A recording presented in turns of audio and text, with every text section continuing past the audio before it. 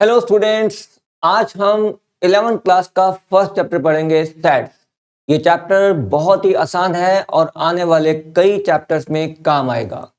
मैं आपको इस चैप्टर के सारे कॉन्सेप्ट बताऊंगा और हम प्रैक्टिस करेंगे और पूरी एनसीईआरटी कवर कर दूंगा एक अलग ही अंदाज में और आपको पढ़ने का बहुत मजा आने वाला है। तो मैं इस चैप्टर को इतनी अच्छी तरह सिखा दूंगा कि आपको कहीं और से इस चैप्टर को देखने की जरूरत नहीं पड़ेगी। तो ये चैप्टर एंड तक देखें, मैंने किसी भी सेक्शन में टाइम वेस्ट नहीं किया है। तो शुरू करते हैं चैप्टर सेट्स। इस चैप्टर में हमने 3 ब्रैकेट्स पढ़नी है। इसे कहते हैं सिंपल ब्रैकेट और इसे कहते हैं रेक्टेंगुलर ब्रैकेट और इसे कहते हैं कर्ली ब्रैकेट। तो सबसे पहले हम पढ़ने वाले हैं कर्ली ब्रैकेट्स के बारे में। मैंने आपके सामने एक वर्ड लिखा है वेल डिफाइंड ऑब्जेक्ट्स।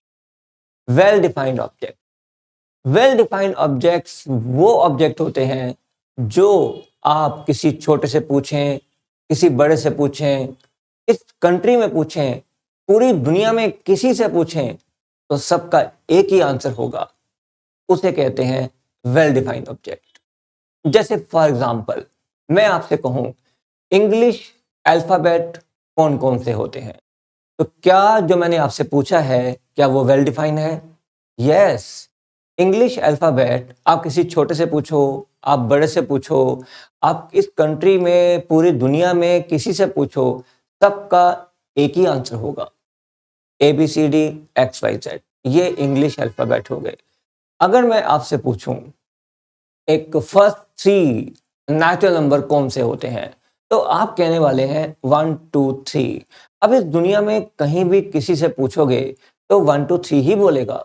किसी की कोई और राय नहीं हो सकती, कोई कुछ और नहीं बोल सकता, क्योंकि फर्स्ट 3 नेचुरल नंबर तो यही होते हैं 1 2 3। अब मेरे पास कुछ एग्जांपल्स हैं वेल डिफाइंड ऑब्जेक्ट के।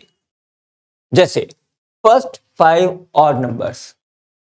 अगर मैं फर्स्ट 5 ऑड नंबर्स जो कि वेल डिफाइंड है, मैं उनको लिखना चाहता हूं पेपर पर, तो मैं कैसे लिख सकता हूं? तो याद रखो जितने भी वेल डिफाइंड ऑब्जेक्ट्स हैं उनको अगर आप एक पेपर पे लिखना चाहते हैं तो लिखने का तरीका क्या होता है? फर्स्ट 5 ऑड नंबर्स कौन कौन से होते हैं? 1 3 5 7 9। इन सब को लिखो। जैसे मैंने लिखा 1, फिर कॉमा लगाओ, फिर 3, फिर कॉमा लगाओ, फिर 5, फिर कॉमा लगाओ, फिर 7, फिर कॉमा लगाओ और 9। और इन सब को एक कर्ली ब्रैकेट में लिखना है आपने। जितनी भी कलेक्शन होती है आपके पास, अगर आप उसे मैथमेटिकली, अगर आप उसे पेपर पे लिखना चाहते हैं तो आपको कर्ली ब्रैकेट्स के अंदर लिखना पड़ता है। और जब हम इनको कर्ली ब्रैकेट्स में रखते हैं तो उसको पढ़ते हैं सेट्स। तो कर्ली ब्रैकेट में किसको रखा जा सकता है? किसी को भी, नंबर्स को, अल्फाबेट को, नेम्स को, किसी को भी आप कर्ली ब्रैकेट में रखते हो तो उसे पढ़ा जाता है एक सेट। तो ये है एक सेट। नेक्स्ट है फर्स्ट 5 इवन नंबर। अब इवन नंबर कौन से होते हैं? 2 4 6 8 और 10, और लिखना है इनको भी कर्ली ब्रैकेट्स के अंदर। तो ये है एक सेट। तो वेल डिफाइंड ऑब्जेक्ट जब भी कभी कर्ली ब्रैकेट में रखे जाते हैं तो उनको पढ़ा जाता है एक सेट। तो ये भी एक सेट है। अब आगे देखते हैं नेक्स्ट क्या है। थर्ड क्वेश्चन है हमारा, थर्ड है हमारा all vowels of English alphabet. अब इंग्लिश अल्फाबेट के all vowels A, E, I, O और U। यस, नेक्स्ट देखते हैं all factors of 6। Factor of 6 कौन कौन से होते हैं? फैक्टर ऑफ 6 का मतलब होता है 6 कैसे कैसे आ सकता है, कौन कौन से नंबर्स को मल्टीप्लाई करके आ सकता है। तो 6 आ सकता है 1 इंटू 6 से, और 6 आ सकता है 2 इंटू 3 से, बस। तो ये कितने नंबर हैं आपके पास? 4, 1 2 3 6। और इनको अगर मैं एक लिखना चाहता हूं और लिखना पड़ेगा एक कर्ली ब्रैकेट के अंदर, और 1 2 3 और 6, और ये कहलाएगा एक set, A set of all factors of 6, set of all vowels of English alphabet. ठीक है, इस तरह से। अब नेक्स्ट देखते हैं अगला क्या है एग्जाम्पल हमारे पास, the set of all natural numbers. अब सभी नेचुरल नंबर का आपने एक सेट लिखना है, तो सेट के लिए आप कर्ली ब्रैकेट बनाओ और उसमें लिख दो सभी नेचुरल नंबर, और सभी नेचुरल नंबर को कैसे लिखते हैं 1 2 3 बस, क्योंकि ये सभी तो बहुत सारे हैं, इसका तो एंड ही नहीं है, और इसके साथ और 3 डॉट्स लगा दो। अगर हम 3 डॉट्स लगाते हैं तो ये अनलिमिटेड टाइम्स तक हो जाता है। अब नेक्स्ट है set of all whole numbers. आपको पता है नेचुरल नंबर और होल नंबर दोनों में फर्क है सिर्फ 0 का। नेचुरल नंबर 1 से स्टार्ट होते हैं और होल नंबर 0 से स्टार्ट होते हैं, 0 1 2 3 और फिर डॉट डॉट और डॉट। नेक्स्ट है सेट ऑफ ऑल इंटीजर्स। अब इंटीजर्स कौन से होते हैं? इंटीजर्स सबको मालूम है, अगर हम नंबर लाइन जानते हो तो यहां 0 है, ये -1, ये -2 एंड सो ऑन, ये 1 और ये 2 एंड सो ऑन, ये सब इंटीजर्स हैं। तो इंटीजर्स का अगर आपको सेट लिखना है तो उसको आप कैसे लिखेंगे? इस पूरे को आप सेट में कॉपी करो। कैसे करेंगे? देखो, यहां लिख दो 0 और यहां लिखो -1 और यहां लिखो -2 और इससे पहले डॉट लगा दो 3 और यहां लिखो 1 2 और उसके बाद 3 डॉट लगा दो। ये हो गया इंटीजर्स को लिखने का तरीका। अब हम बात करते हैं उन कलेक्शन ऑफ ऑब्जेक्ट्स की जो वेल डिफाइंड नहीं है, जैसे बेस्ट 3 सॉन्ग्स, जैसे best 3 cricket players, best 3 actors. अब इनकी लिस्ट सबके लिए सेम नहीं है। अगर आप अलग अलग लोगों से पूछोगे तो सबके अलग अलग आंसर होंगे, तो सबका आंसर सेम नहीं है, इसलिए ये वेल डिफाइंड ऑब्जेक्ट नहीं होंगे, इसलिए इनका सेट नहीं बन सकता। मगर अगर आपके पास कुछ आपके फेवरेट क्रिकेट प्लेयर्स हैं और आप उनकी लिस्ट बनाना चाहते हो तो आप बना सकते हो। उनके नेम्स लिखो, उनके बीच में कॉमा लगाओ और उनको एक सेट के अंदर रखो। ऐसा आप कर सकते हो। आप बेस्ट सॉन्ग्स को भी ऐसे लिख सकते हो, कॉमा कॉमा लगा के, मगर बेस्ट नहीं, आपके फेवरेट। अगर आप बेस्ट कहेंगे तो बेस्ट को सेट में नहीं रखा जा सकता। ठीक है, तो आपने सेट बनाना सीख लिया, आपको पता लग गया कि सेट हम किसे कहते हैं।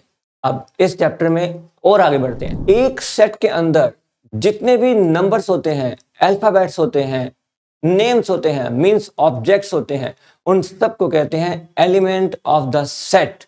तो मैंने कुछ सेट लिखे हैं। अब इन सेट में देखते हैं कितने एलिमेंट्स हैं। अगर इस सेट की बात करें तो इस सेट में 3 नंबर लिखे हुए हैं, तो इस सेट के एलिमेंट हो गए 3। तो इस सेट में कितने एलिमेंट हैं? इस सेट में टोटल 10 एलिमेंट्स हैं। इस सेट में कितने एलिमेंट हैं? इस सेट में टोटल 5 एलिमेंट्स हैं, और इस सेट में 3 एलिमेंट्स हैं, और इस सेट में कोई एलिमेंट नहीं है। जिस सेट में कोई एलिमेंट नहीं होता उसको कहते हैं एम्प्टी सेट।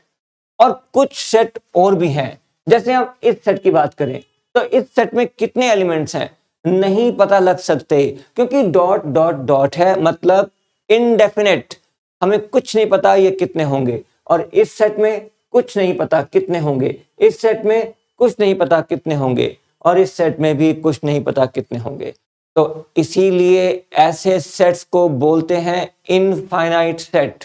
तो जिन सेट्स के अंदर लिमिटेड एलिमेंट्स होते हैं, जिसको आप काउंट कर सकते हो, उनको बोलते हैं फाइनाइट सेट। तो सेट्स 2 टाइप के हो गए, एक फाइनाइट सेट और एक इनफाइनाइट सेट। सेट्स को हमेशा हम लिखते हैं इंग्लिश अल्फाबेट के कैपिटल लेटर से। जैसे ये मेरे पास सेट्स हैं, तो मैं अगर इनको लिखना चाहता हूं तो मैं इसको लिखूंगा इंग्लिश के कैपिटल लेटर से। जैसे ये सेट है, इसको लिखता हूं मैं कैपिटल ए, इसको एक नाम दे देता हूं कैपिटल बी, इसको नाम देता हूं कैपिटल सी। ये सेट रिपीटेड है, इसको नाम देते हैं। तो जो एम्प्टी सेट होते हैं उनके लिए कोई सिंबल नहीं है, उनके लिए एक सिंबल फिक्स है और वो है 5। ठीक है, अब हम बात करते हैं इनफाइनाइट सेट्स की। ये जो इनफाइनाइट सेट्स हैं, ये देखना होगा ये इनफाइनाइट सेट किसके हैं। अगर तो इनफाइनाइट सेट नेचुरल नंबर का है तो उसको हम कैपिटल एन से लिखते हैं। तो कैपिटल एन फिक्स है नेचुरल नंबर्स के लिए, तो इसको लिख दिया मैंने कैपिटल एन से। इसी तरह जो दूसरा सेट है ये भी इनफाइनाइट सेट है और ये सेट है होल नंबर्स का। तो होल नंबर्स के लिए भी एक लेटर फिक्स है और वो लेटर है W। और जो नेक्स्ट है वो सेट है इनफाइनाइट सेट इंटीजर्स का है। इंटीजर, तो इंटीजर के लिए भी हमारे पास एक लेटर फिक्स है और वो है Z। तो N, W, Z तीनों फिक्स हैं। ये तीनों नाम आप किसी और सेट को नहीं दे सकते। अब बात करते हैं नेक्स्ट सेट की। ये भी इनफाइनाइट सेट है, मगर ये इनफाइनाइट सेट है इवन नंबर्स का। तो even number, odd number, prime number, इन सब के सेट्स के लिए हमारे पास कोई अल्फाबेट फिक्स नहीं है। इसको आप कोई भी अल्फाबेट दे सकते हो। तो इसको दे देता हूं मैं कोई भी अल्फा सेट F दे देता हूं। ठीक है, तो ये मैंने आपको बताया कि हम किसी भी सेट को कैपिटल लेटर से रिप्रेजेंट कर सकते हैं। अब क्वेश्चन ये है कि हमने एम्प्टी सेट को फाइनाइट सेट में क्यों लिखा है। देखो, सेट दो टाइप के होते हैं, एक इनफाइनाइट और एक फाइनाइट। अच्छा, इस सेट के बारे में बात करूं तो ये सेट है इनफाइनाइट। जिसमें इनफाइनाइट नंबर्स हैं वो इनफाइनाइट, और जिसमें इनफाइनाइट नंबर नहीं है वो फाइनाइट।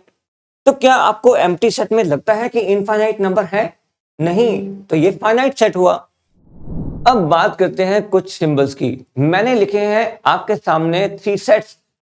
मुझे ये जानना है इन तीनों सेट्स में कितने कितने एलिमेंट्स हैं। जैसे कि सेट ए है तो सेट ए में 3 एलिमेंट्स हैं। सेट बी में 2 एलिमेंट्स हैं और सेट सी में है 4 एलिमेंट्स। अब मुझे इसको लिखना है, तो लिखने का तरीका क्या होता है? Number of element n set A bracket is equal to 3। तो इसको पढ़ते कैसे हैं? Number of element of set A is equal to 3। ऐसे ही सेट बी के लिए अगर आपने लिखना है तो कैसे लिखेंगे? Number of element of set B is equal to 2। ऐसे ही सेट सी के लिए लिखना है तो क्या करेंगे? Number of element of set C is equal to 4। अब मुझे ये कहना है कि एक एलिमेंट किसी सेट में प्रेजेंट है। अब मुझे इसके बारे में अगर लिखना है तो मैं कैसे लिखूंगा? हम बात कर रहे हैं सिंबल्स की। इंग्लिश को अवॉइड करना है और सिंबल को यूज करना है। जैसे मैं कहना चाहता हूं कि 2 इज प्रेजेंट इन सेट ए। मैं ये बोलना चाहता हूं 2 is present in set A. तो इसके लिए हम नहीं लिखेंगे इंग्लिश, हम सिंबल यूज करेंगे। Is present in set A को हटा देंगे, इसकी जगह सिंबल लिखेंगे ये वाला। इसको बोलते हैं belongs to. Is present in set A हटेगा, आएगा क्या? Two belongs to set A. Yes. अब इसे कोई कहे कि इसका क्या मतलब है, तो इसका मतलब है 2 is present in set A. तो is present in set A को बार बार नहीं बोलना, उसके लिए बोलना है belongs to. 2 belongs to A. ठीक है, तो बिलोंग्स टू भी नहीं लिखेंगे, बिलोंग्स टू का सिंबल लिखेंगे। तो अब मैं कुछ और एग्जांपल लेता हूं। जैसे मुझे कहना है 5 is present in set B, तो 5 belongs to B. 7 is present in set C, 7 belongs to C। अब मैं कहना चाहता हूं 5 सेट A में नहीं है। 5 is not present in set A। Not के लिए क्या करेंगे? 5 is not present, ये प्रेजेंट के लिए है, नॉट के लिए लाइन लगा देंगे। 5 is not present in A। अब मैं कहना चाहता हूं 2 सेट B में नहीं है। 2 is not present in set B, means does not belongs to। इसको पढ़ेंगे, पढ़ते समय belongs to, does not belongs to। तो 5 does not belongs to A, 2 does not belongs to B। अब एक छोटा सा क्वेश्चन और फिर आगे बढ़ते हैं। ये लिख दिया मैंने 1, यहां लिख दिया और यहां लिख दिया मैंने सेट B। आपको सिंबल लगाना है, कौन सा लगाएंगे? आपके पास 2 सिंबल हैं, या तो आप ये लगाएंगे और या फिर आप ये लगाएंगे। अब इन दोनों में से कौन सा लगाने वाले हैं? 1 is not present in set B, ठीक है? यस। फिर से एक बार 6 और डैश और यहां पे लिख दिया मैंने C। अब आप कौन सा सिंबल लगाना चाहेंगे? इसमें लगेगा 6 is present, करेक्ट? तो ये हुई बात कुछ सिंबल्स की। अब आगे बढ़ते हैं इस चैप्टर में। अब हम बात करेंगे सबसेट और सुपरसेट की। सबसेट और सुपरसेट 2 सेट्स के बीच में बात होती है, तो हमें 2 सेट्स के बीच में देखना होता है कि वो सबसेट है या सबसेट नहीं है, कौन सुपरसेट है कौन सबसेट है, ये सब बातें। तो उसके लिए मैंने कुछ सेट्स लिखे हैं और अब मैं वैसे आपको बता देता हूं, अगर एक सेट में जितने एलिमेंट्स हैं और वो सारे एलिमेंट किसी और सेट में प्रेजेंट नहीं है तो ये सेट सबसेट नहीं होता। जैसे कि सेट A में कितने एलिमेंट हैं? 1 2 3 4। और सेट B में कितने एलिमेंट हैं? 2 3। तो सेट A के सारे एलिमेंट सेट B में प्रेजेंट नहीं है, यही हमें देखना होता है सबसेट सुपरसेट के लिए। अब सेट A के सारे एलिमेंट सेट B में नहीं है, तो मैं लिखूंगा A is not subset of B। और यही बात अगर मैं ऐसे बोलूं कि B के सारे एलिमेंट सेट A में प्रेजेंट हैं, तो मैं लिखूंगा B is subset of A। बस ये 2 ही बातें किसी भी 2 सेट को लेके की जा सकती हैं। तो फिर से देखते हैं, क्या सेट C और सेट F, इन दोनों के बारे में देखते हैं। क्या सेट C सेट F का सबसेट है या नहीं है? तो सेट C में जितने एलिमेंट्स हैं वो सेट F में प्रेजेंट नहीं है, तो लिखेंगे C is not subset of F। इसी तरह से मैं ऐसे बोल सकता हूं कि सेट F के अंदर जितने एलिमेंट हैं वो सेट D के अंदर प्रेजेंट हैं। यस, सेट F के अंदर जितने एलिमेंट हैं सेट D में प्रेजेंट हैं, तो F is subset of D। अगर प्रेजेंट हैं सारे के सारे एलिमेंट, कोई भी एक बचना नहीं चाहिए, तो हम कहते हैं सबसेट। अब कोई भी एक अगर रह गया तो हम कहते हैं नॉट सबसेट। अब इसके लिए इनके सिंबल्स की बात करते हैं। अब सिंबल कैसे लिखते हैं? अब आप ये देखो, इंग्लिश को अवॉइड करना है, सिंबल को यूज करना है। तो A is not subset of B। अब इतनी इंग्लिश बीच में से उड़ा देते हैं, तो ये हो जाएगा A is not subset of B। Subset का सिंबल देखो, सबसेट का सिंबल है हॉरिजॉन्टल U। ये है सबसेट का सिंबल, हॉरिजॉन्टल U, ठीक है। और कोई कहे कि नॉट सबसेट को कैसे लिखेंगे, तो नॉट सबसेट के लिए लाइन लगा देंगे बस, ठीक है। तो आपने अभी तक सिंबल 2 और पढ़े हैं, बिलोंग्स टू और डज नॉट बिलोंग्स टू। तो ये और सिंबल आ गए, सबसेट और नॉट सबसेट। तो फिर से देखते हैं एक बार, B is subset of A इतने को बीच से हटाते हैं तो लिखते हैं B is subset of A। यहां देखते हैं C is not subset of F, C is not subset of F। यहां देखते हैं F is subset of D, तो लिखेंगे F is subset of D। ऐसे कई और एग्जाम्पल्स आप बना सकते हैं इनको देख करके। अब यहां पे एक और इंपॉर्टेंट बात फाई के बारे में। हम कहते हैं एक सेट के अंदर अगर सारे एलिमेंट किसी और सेट में प्रेजेंट नहीं है तो सबसेट नहीं है। इस बात को आपने याद रखना है, सबसेट के बारे में ये बात याद रखी जाएगी। तो इसका मतलब यह हुआ अगर कोई सबसेट नहीं है तो फिर क्या है, फिर सबसेट है। अब देखते हैं, अब फाई, क्या फाई के अंदर ऐसा कोई एलिमेंट है जो सेट ए में प्रेजेंट नहीं है? फाई के अंदर ऐसा कोई एलिमेंट नहीं है जो ए में ना हो। तो इसका मतलब यह हुआ कि जो फाई है वो सबसेट है ए का। यस, अगर हम नॉट सबसेट को याद रखें तो हम ये बात कह पाएंगे, वरना नहीं कह पाएंगे। अब फिर से देखते हैं, क्या फाई में ऐसा एलिमेंट है जो सेट बी में नहीं है? ऐसा तो कोई एलिमेंट नहीं है, तो इसका मतलब सबसेट नहीं है। हमें कहना होगा ये सबसेट है। इसका मतलब फाई सबसेट है बी का भी, फाई सबसेट है सी का भी, फाई सबसेट है डी का भी। फाई सबका सबसेट होता है क्योंकि फाई के अंदर कोई ऐसा एलिमेंट ही नहीं है जो किसी भी और सेट के अंदर ना हो, इसलिए फाई को सबसेट कहना पड़ेगा क्योंकि इसके अंदर कोई ऐसा एलिमेंट ही नहीं है कि हम नॉट सबसेट कह सकें। तो phi is subset of all the sets.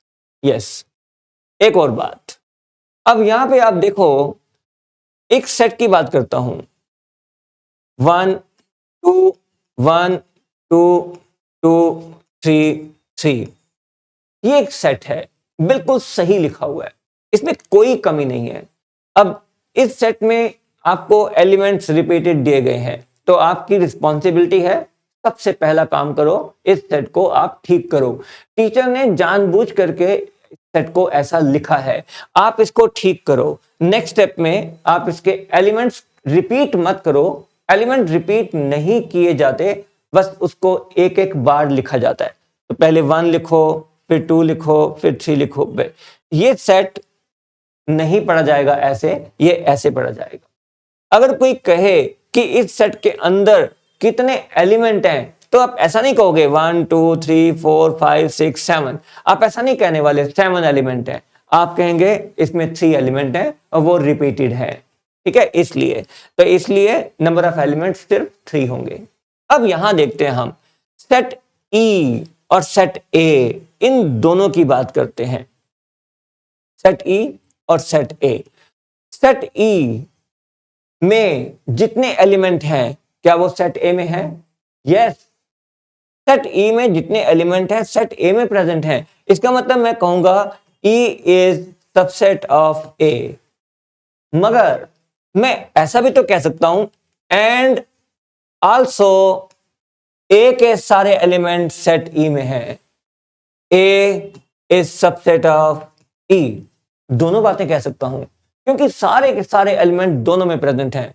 तो जब दोनों में सारे एलिमेंट प्रेजेंट हैं तो दोनों एक दूसरे के सबसेट हो गए। ए ई का सबसेट है और ई ए का सबसेट है। और जब जब दोनों एक दूसरे के सबसेट होते हैं और उनमें पूरे पूरे एलिमेंट्स होते हैं तो वो कहलाते हैं इक्वल सेट्स।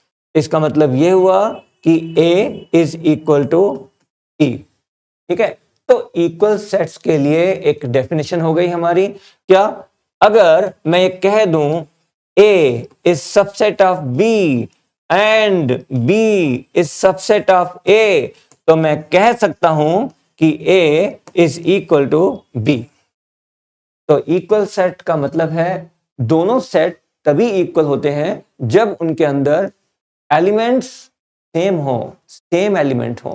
ठीक है, तो आपने इक्वल सेट भी सीख लिया।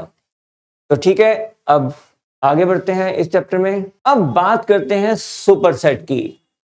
जैसे मैंने कहा कि B is subset of A, जब हम किसी को किसी का सबसेट कह देते हैं, कह दिया B is subset of A, और देखें तो कह सकते हैं F is subset of A। तो B तो सबसेट हो गया, मगर किसका? A का। तो A को कहते हैं सुपरसेट। यस, F सबसेट है A का, तो A हो गया सुपरसेट। तो जब कभी कोई सेट किसी का भी सबसेट होता है तो दूसरे को क्या कहते हैं? सुपरसेट। तो मैं कह सकता हूं यहां पर कि C is subset of E। तो C तो सबसेट हो गया क्योंकि C के एलिमेंट प्रेजेंट है E में, तो E हो गया सुपरसेट। ठीक है, तो आगे बढ़ते हैं इस चैप्टर में और पढ़ते हैं। सबसेट का टॉपिक कंटिन्यू करते हैं। मैंने कुछ सेट लिए हैं। सबसे पहले इस सेट में देखते हैं, इस सेट में कितने एलिमेंट हैं? 2 एलिमेंट्स। अब क्या आप इन एलिमेंट को यूज करके कुछ ऐसे सेट्स बना सकते हो जिनको मैं इसके सबसेट कह सकूं? तो एक तो ऐसा करते हैं, इसी के एलिमेंट यूज करने हैं तो 2 ले लेते हैं और एक सेट में डाल देते हैं, तो ये एक सेट हो गया। ये एक ऐसा सेट है जिसको मैं इसका सबसेट कह सकता हूं। अब एक और ले लेते हैं, जैसे 3 ले लिया। क्या 3 भी सबसेट होगा? यस, क्योंकि ये जो सेट है इसमें एक एलिमेंट है 3 जो कि इसमें प्रेजेंट है, तो ये भी सबसेट हो गया। क्या आप कुछ और लिख सकते हो? यस, आप 2 3 भी लिख सकते हैं। अगर आप 2 और 3 दोनों को इकट्ठा लिख दें तो भी तो एक सेट बनेगा जिसको आप सबसेट कह सकते हो। यस, ये भी एक सबसेट होगा इसका। ठीक है, कुछ और आप जिसको आप सबसेट कह सको इस सेट का? यस, याद करो 5 5 तो हर सेट का सबसेट है, तो 5 भी तो एक सबसेट है। यस, और तो कोई नहीं हो सकता। यस, आगे देखते हैं। अब इस सेट में आते हैं। इस सेट के एलिमेंट जितने भी हैं उनको यूज करो और ऐसे सेट बना दो जिनको तुम सबसेट कह सको। तो लेता हूं एक एलिमेंट 1, एक सेट बना दिया, ये इसका सबसेट है। एक एलिमेंट 2 ले लेते हैं, ये इसका सबसेट है। एक एलिमेंट 5 ले लेते हैं, ये इसका सबसेट है। और कौन से हो सकते हैं? और जैसे कि 1 और 2 ले लिया, तो 1 और 2 भी तो इसका सबसेट है। ये जो सेट बना है सबसेट है। एक और बनाओ, जैसे 1 और 5 ले लिया। यस, 1 5 भी इसका सबसेट है। कोई और सोचो, जैसे 2 और 5 ले लिया। यस, तो एक एक सिंगल एलिमेंट करके सबसेट होंगे, 2 एलिमेंट करके सबसेट होंगे, और फिर ये पूरा सेट अगर मैं ले लूं 1 2 5, ये भी तो इसका सबसेट होगा। यस, ये भी इसका सबसेट होगा। और कोई आप सोचो तो 5 तो इसका मतलब है कि 5 हमेशा सबसेट में आएगा, और दूसरा पूरा का पूरा सेट भी सबसेट में आता है। यस, अब इसको देखते हैं। यहां ये एक सेट है 1, इसका एक ही एलिमेंट है, तो इसके सबसेट कौन कौन से हो सकते हैं? या तो एक 5 हो सकता है और या एक 1 खुद हो सकता है। ठीक है, तो इसका मतलब every set is subset of itself and phi is subset of every set। अब इसे देखते हैं, इसके कितने एलिमेंट हैं? 4। अब इसके एलिमेंट को यूज करके सबसेट बनाओ। कैसे बनाएंगे? जैसे पहले सिंगल एलिमेंट लेते हैं, 1 2, सिंगल एलिमेंट ले लो, फिर 3 और फिर 4। ये सिंगल एलिमेंट हो गए। अब 2 एलिमेंट ले लो, जैसे 1 और 2, और सोचो तो जैसे 1 2 1 3 1 4, 1 3 और 1 4, और सोचो। अब 2 पे आ जाओ, 2 3 और 2 4 और 3 4। यस, 2 एलिमेंट सारे कवर कर लिए मैंने। अब 3 एलिमेंट ले लो, जैसे 1 2 3 और 1 2 4 और 1 3 4 और कोई कॉम्बिनेशन 2 3 4। यस, तो ये सबसेट्स हो गए तीन तीन एलिमेंट लेकर के। अब पूरा का पूरा सेट ले लो, जैसे 1 2 3 और 4 और साथ में ले लो 5। ठीक है, तो ये हो गए हमारे नंबर ऑफ सबसेट्स। तो आपने देखा, एक बात अब आप सोचो, जब आपने इस सेट को यूज किया सबसेट बनाने के लिए तो कितने सबसेट बने? तो नंबर ऑफ सबसेट्स कितने बने? वो बने 2। और जब आपने ये सेट लिया जिसके अंदर दो एलिमेंट थे तो उसके नंबर ऑफ सबसेट कितने बने? नंबर ऑफ सबसेट बने 4। जब तीन एलिमेंट लिए आपने, एक सेट में तीन एलिमेंट थे, तो नंबर ऑफ सबसेट कितने बने? तो number of subsets is equal to 8। और जब इस सेट के अंदर चार एलिमेंट थे तो नंबर ऑफ सबसेट कितने बने? चार एलिमेंट वाले सेट के नंबर ऑफ सबसेट कितने बने? काउंट करो। तो number of subsets is equal to 16, तो 16 बने। एक बात देखिए आपने, जब एक एलिमेंट था तो नंबर ऑफ सबसेट बने 2, तो 2 को मैं 2⁻1 लिख सकता हूं। यस, जब दो एलिमेंट थे तो नंबर ऑफ सबसेट बने 4, 4 को मैं 2 स्क्वायर लिख सकता हूं। यस, और जब तीन एलिमेंट थे तो नंबर ऑफ सबसेट बने 8, तो 8 को मैं 2⁻3 लिख सकता हूं। और जब चार एलिमेंट थे तो नंबर ऑफ सबसेट बने 16, तो इसको मैं 2⁻4 लिख सकता हूं। तो इसका मतलब ये हुआ, अगर दो एलिमेंट हैं तो नंबर ऑफ सबसेट हैं 2⁻2, और अगर तीन एलिमेंट हैं तो नंबर ऑफ सबसेट हैं 2⁻3, और अगर 4 एलिमेंट हैं नंबर ऑफ सबसेट हैं 2⁻4, और अगर 1 एलिमेंट है तो नंबर ऑफ सबसेट हैं 2⁻1।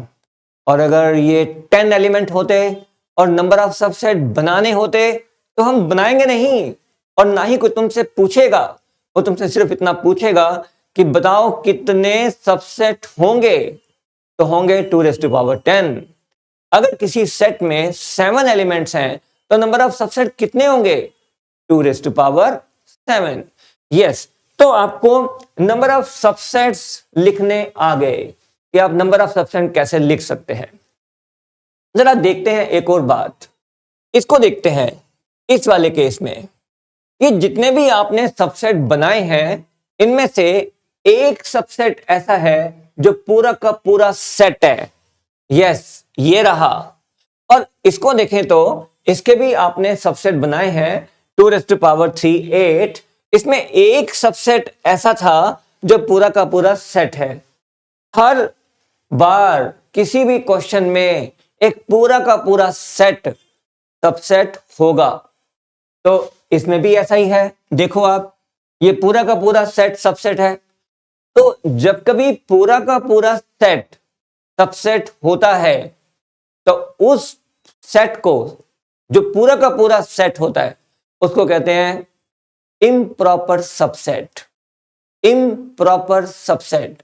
और बाकी सारे जितने होते हैं, बाकी सब बचे हुए, उनको बोलते हैं प्रॉपर सबसेट। तो एक वर्ड है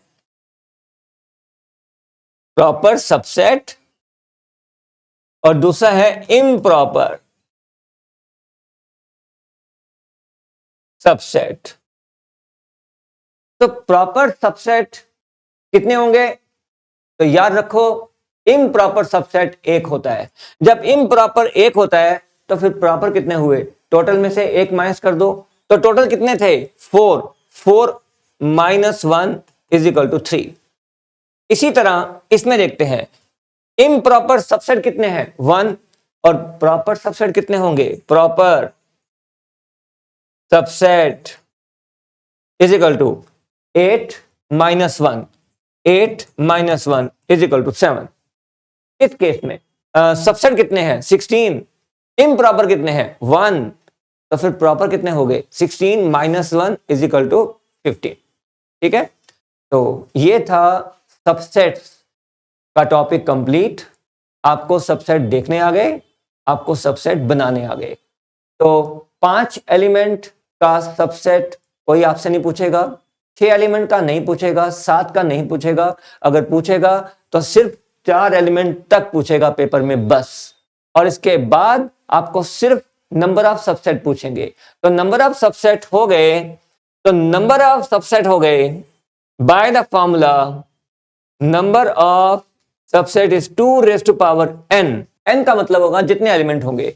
अगर 1 एलिमेंट है तो 2 रेज़ टू पावर 1, 2 है तो 2 रेज़ टू पावर 2, और अगर 10 एलिमेंट है 2 रेज़ टू पावर 10। अब आगे बढ़ते हैं इस चैप्टर में। अब हम सीखते हैं कि हम दो सेट्स को सबट्रैक्ट कैसे कर सकते हैं। ये मैंने कुछ सेट्स लिए हैं, अब हम इनको सबट्रैक्ट करना सीखते हैं। अगर हमने कभी भी किसी सेट में से किसी सेट को माइनस करना है, तो इसका मतलब जिसको माइनस कर रहे हैं उसके सारे एलिमेंट जाएंगे। जैसे मैंने a माइनस बी करना है, a में से b को सबट्रैक्ट करना है, तो b के सारे एलिमेंट जाएंगे।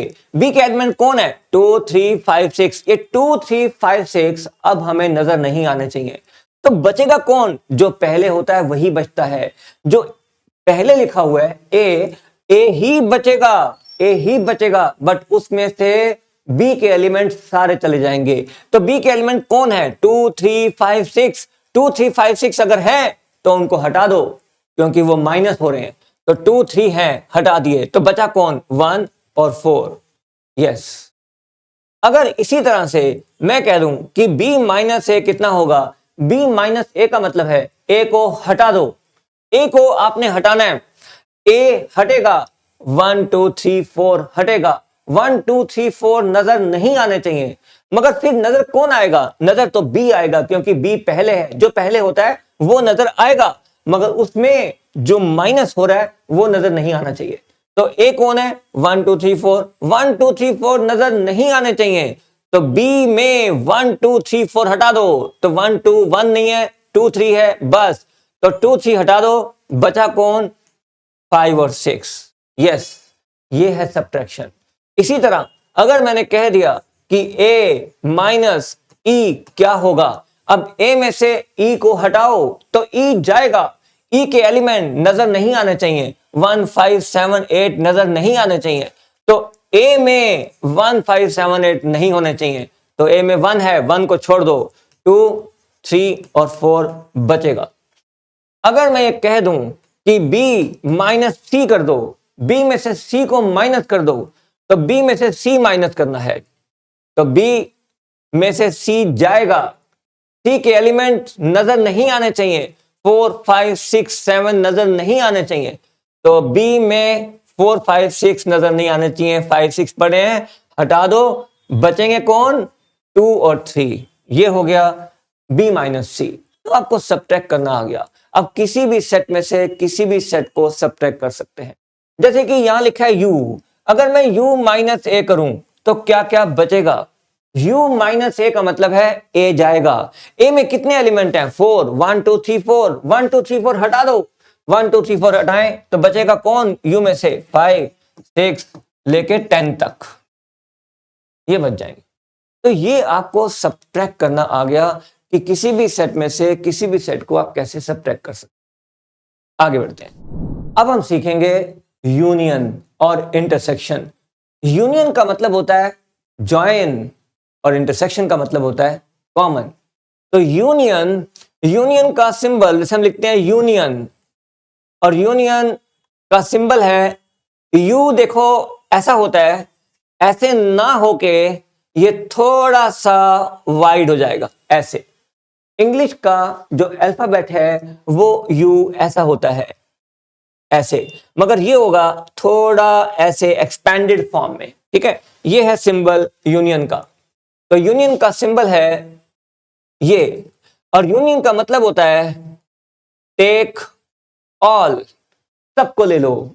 Union means join, means take all, सबको ले लो। जैसे मैंने कहा ए यूनियन बी क्या होगा, ए यूनियन बी क्या होगा, ए और बी के सारे एलिमेंट ले लो, उनको ज्वाइन कर दो, इकट्ठा ले लो, ए और बी के सारे एलिमेंट इकट्ठे कर दो, मगर कोई रिपीट मत करना। हम सेट्स में कोई भी एलिमेंट रिपीट कभी नहीं करते। ए और बी के सारे एलिमेंट ले लो, 1 2 3 4 5 6, ये हो गया यूनियन ऑफ टू सेट्स। किसी भी दो सेट का अगर आपको यूनियन चाहिए तो बड़ा ही आसान है, आप सिर्फ क्या करना है, सबको ले लो। तो फिर बी यूनियन सी क्या होगा, बी यूनियन सी हो जाएगा, बी और सी सबको ले लो, वो होगा टी 2 3 5 4 5 6 7, 2 3 और फिर 4 और 5 और 6 और 7, यस। तो आपको यूनियन करना आ गया। आप किसी भी दो सेट का यूनियन कर सकते हैं, बहुत ही आसान है, बट कोई भी एलिमेंट रिपीट नहीं करना। अब बात करते हैं इंटरसेक्शन की। इंटरसेक्शन का मतलब, इंटरसेक्शन का सिंबल होता है यूनियन का अपोजिट, उल्टा कर दो। यूनियन के साइन को अगर हम उल्टा कर दें तो वो साइन होता है इंटरसेक्शन का, और इसका मतलब होता है टेक कॉमन। अगर मैं ए इंटरसेक्शन बी कहता हूं, क्या होगा, तो फिर क्या लोगे आप, ए इंटरसेक्शन बी में क्या लेने वाले हो, ए और बी का कॉमन। ए और बी में कॉमन कौन है, 2 और 3, तो आंसर होगा it is 2 and 3, only 2 and 3, ठीक है। तो इंटरसेक्शन का मतलब है कॉमन और यूनियन का मतलब है टेक ऑल, दैट्स ऑल। अब मैं कुछ टफ क्वेश्चन करता हूं। अब एक क्वेश्चन है A union B intersection C, ठीक है, A union B intersection C. अब आपको ये पूरा कैलकुलेट करना है। इसका मतलब ये हुआ, आपको पहले तो ए यूनियन बी कैलकुलेट करना होगा और उसके बाद उसका सी के साथ कॉमन लेना होगा। ये बात आप समझो। पहले हमेशा ब्रैकेट पे फोकस करते हैं। ब्रैकेट में क्या है, ब्रैकेट में है ए यूनियन बी। तो सबसे पहला काम, अगर इस क्वेश्चन को आपने करना है तो आप ए यूनियन बी लिखो कि वो क्या होगा। ए यूनियन बी होगा 1 2 3 4 5 6, ए यूनियन बी हो गया। अब आप लिखो ए यूनियन बी और इंटरसेक्शन सी क्या होगा। अब इन दोनों का इंटरसेक्शन, ए यूनियन बी ये रहा और सी ये रहा, दोनों में कॉमन क्या होगा, इंटरसेक्शन का मतलब है कॉमन, और कॉमन हो गया 4 5 6, ये कॉमन हो गया। Now this is A union B intersection C. कोई भी टफ से टफ क्वेश्चन दिखने में हो सकता है मगर करने में बहुत आसान होगा। जैसे एक और क्वेश्चन लेते हैं, A intersection C union B intersection D. ये देखो, अब दिखने में काफी बड़ा लगता है बट बड़ा आसान है। पहले आपको ये वाला पार्ट निकालना होगा, फिर आपको ये निकालना होगा और दोनों का यूनियन करना होगा, क्योंकि बीच में है यूनियन। यूनियन का मतलब है इन दोनों को ज्वाइन कर दो, इन दोनों को इकट्ठा करके लिखो, मगर ये दोनों क्या है पहले वो निकालने होंगे। तो फिर ए इंटरसेक्शन सी क्या है, पहले निकालो ए इंटरसेक्शन सी। ए ये रहा और सी ये रहा, दोनों में कॉमन क्या है, सिर्फ 4, एक ही एलिमेंट है 4। अब बी इंटरसेक्शन डी क्या है, बी इंटरसेक्शन डी क्या है, सोचो, बी और डी का कॉमन क्या है, दो एलिमेंट हैं, एक है 2 और एक है 5, ठीक है। दोनों को आपने निकाल लिया। अब क्या करना है, अब हमें ए इंटरसेक्शन सी जो आपने निकाला और बी इंटरसेक्शन डी जो आपने निकाला, उनका यूनियन करना है। तो उनका यूनियन क्या होगा, इन दोनों को इकट्ठा कर दो, इट इज 2 4 और 5, यस।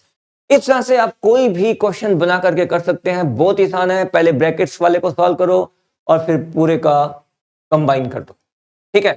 तो आगे बढ़ते हैं इस टॉपिक में। अब हम बात करेंगे कॉम्प्लीमेंट ऑफ सेट्स की।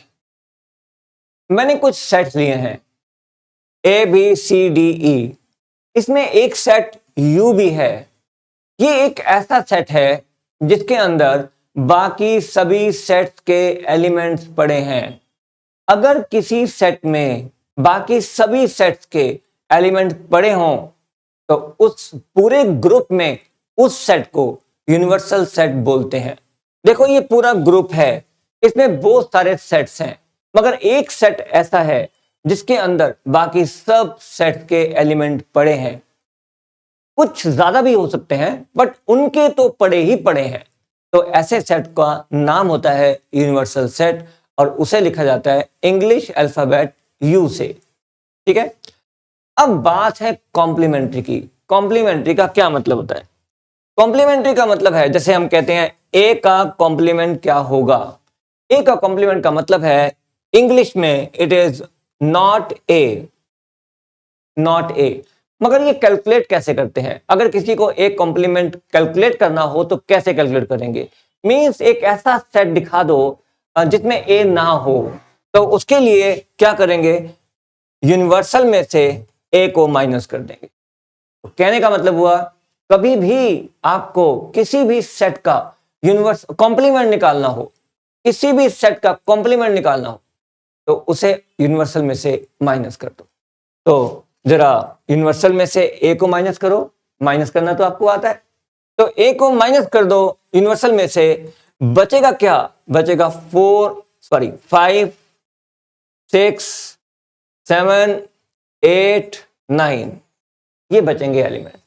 अगर मैं कहूं कि बी कॉम्प्लीमेंट क्या होगा, तो इसका मतलब है बी कॉम्प्लीमेंट निकालना है आपको। कैसे निकालोगे? तो यूनिवर्सल में से बी को माइनस कर दो, यूनिवर्सल में से बी को माइनस करो, यूनिवर्सल बचेगा, बी जाएगा। जब बी जाएगा तो 2 3 5 6 जाएंगे, ये नहीं होने चाहिए। तो 1 बचेगा, 4 बचेगा, 7 बचेगा, 8 बचेगा, 9 बचेगा। और अगर मैं आपसे कह दूं कि सी कॉम्प्लीमेंट क्या होगा, तो आप कहेंगे यूनिवर्सल में से सी को माइनस कर दो। तो जिसका भी कॉम्प्लीमेंट मैं आपसे पूछूं, आपने यूनिवर्सल में से उसको माइनस कर देना है। ठीक है, तो अब बात करते हैं थोड़े से अच्छे क्वेश्चंस की। जैसे मैंने आपको कह दिया find A union B complement. बात कॉम्प्लीमेंट की हो रही है, किसी के ऊपर भी कॉम्प्लीमेंट हो सकता है। कॉम्प्लीमेंट का मतलब है कि पूरे क्वेश्चन में देखो यूनिवर्सल कहां लिखा हुआ है और यूनिवर्सल में से उसको माइनस कर दो। तो मैंने ए यूनियन बी का कॉम्प्लीमेंट निकालना है, तो इसका मतलब होगा यूनिवर्सल में से माइनस करूंगा ए यूनियन बी। तो मुझे पहले यूनिवर्सल का पता होना चाहिए, वो ये रहा। मुझे ए यूनियन बी का पता होना चाहिए, तो पहले आप ए यूनियन बी निकालो। ए यूनियन बी क्या होगा?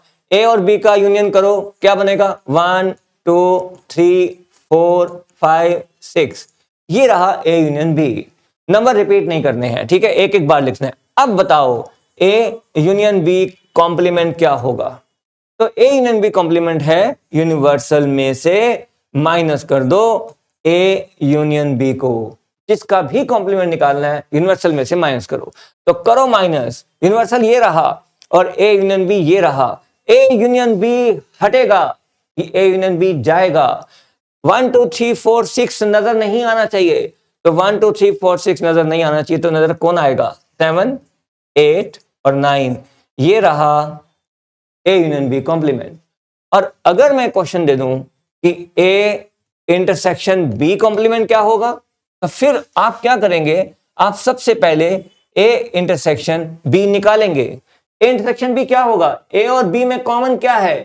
2 3, ए इंटरसेक्शन बी आ गया 2 3। और अब निकालेंगे हम ए इंटरसेक्शन बी का कॉम्प्लीमेंट। कैसे? Universal minus A intersection B. Universal में से माइनस कर दो।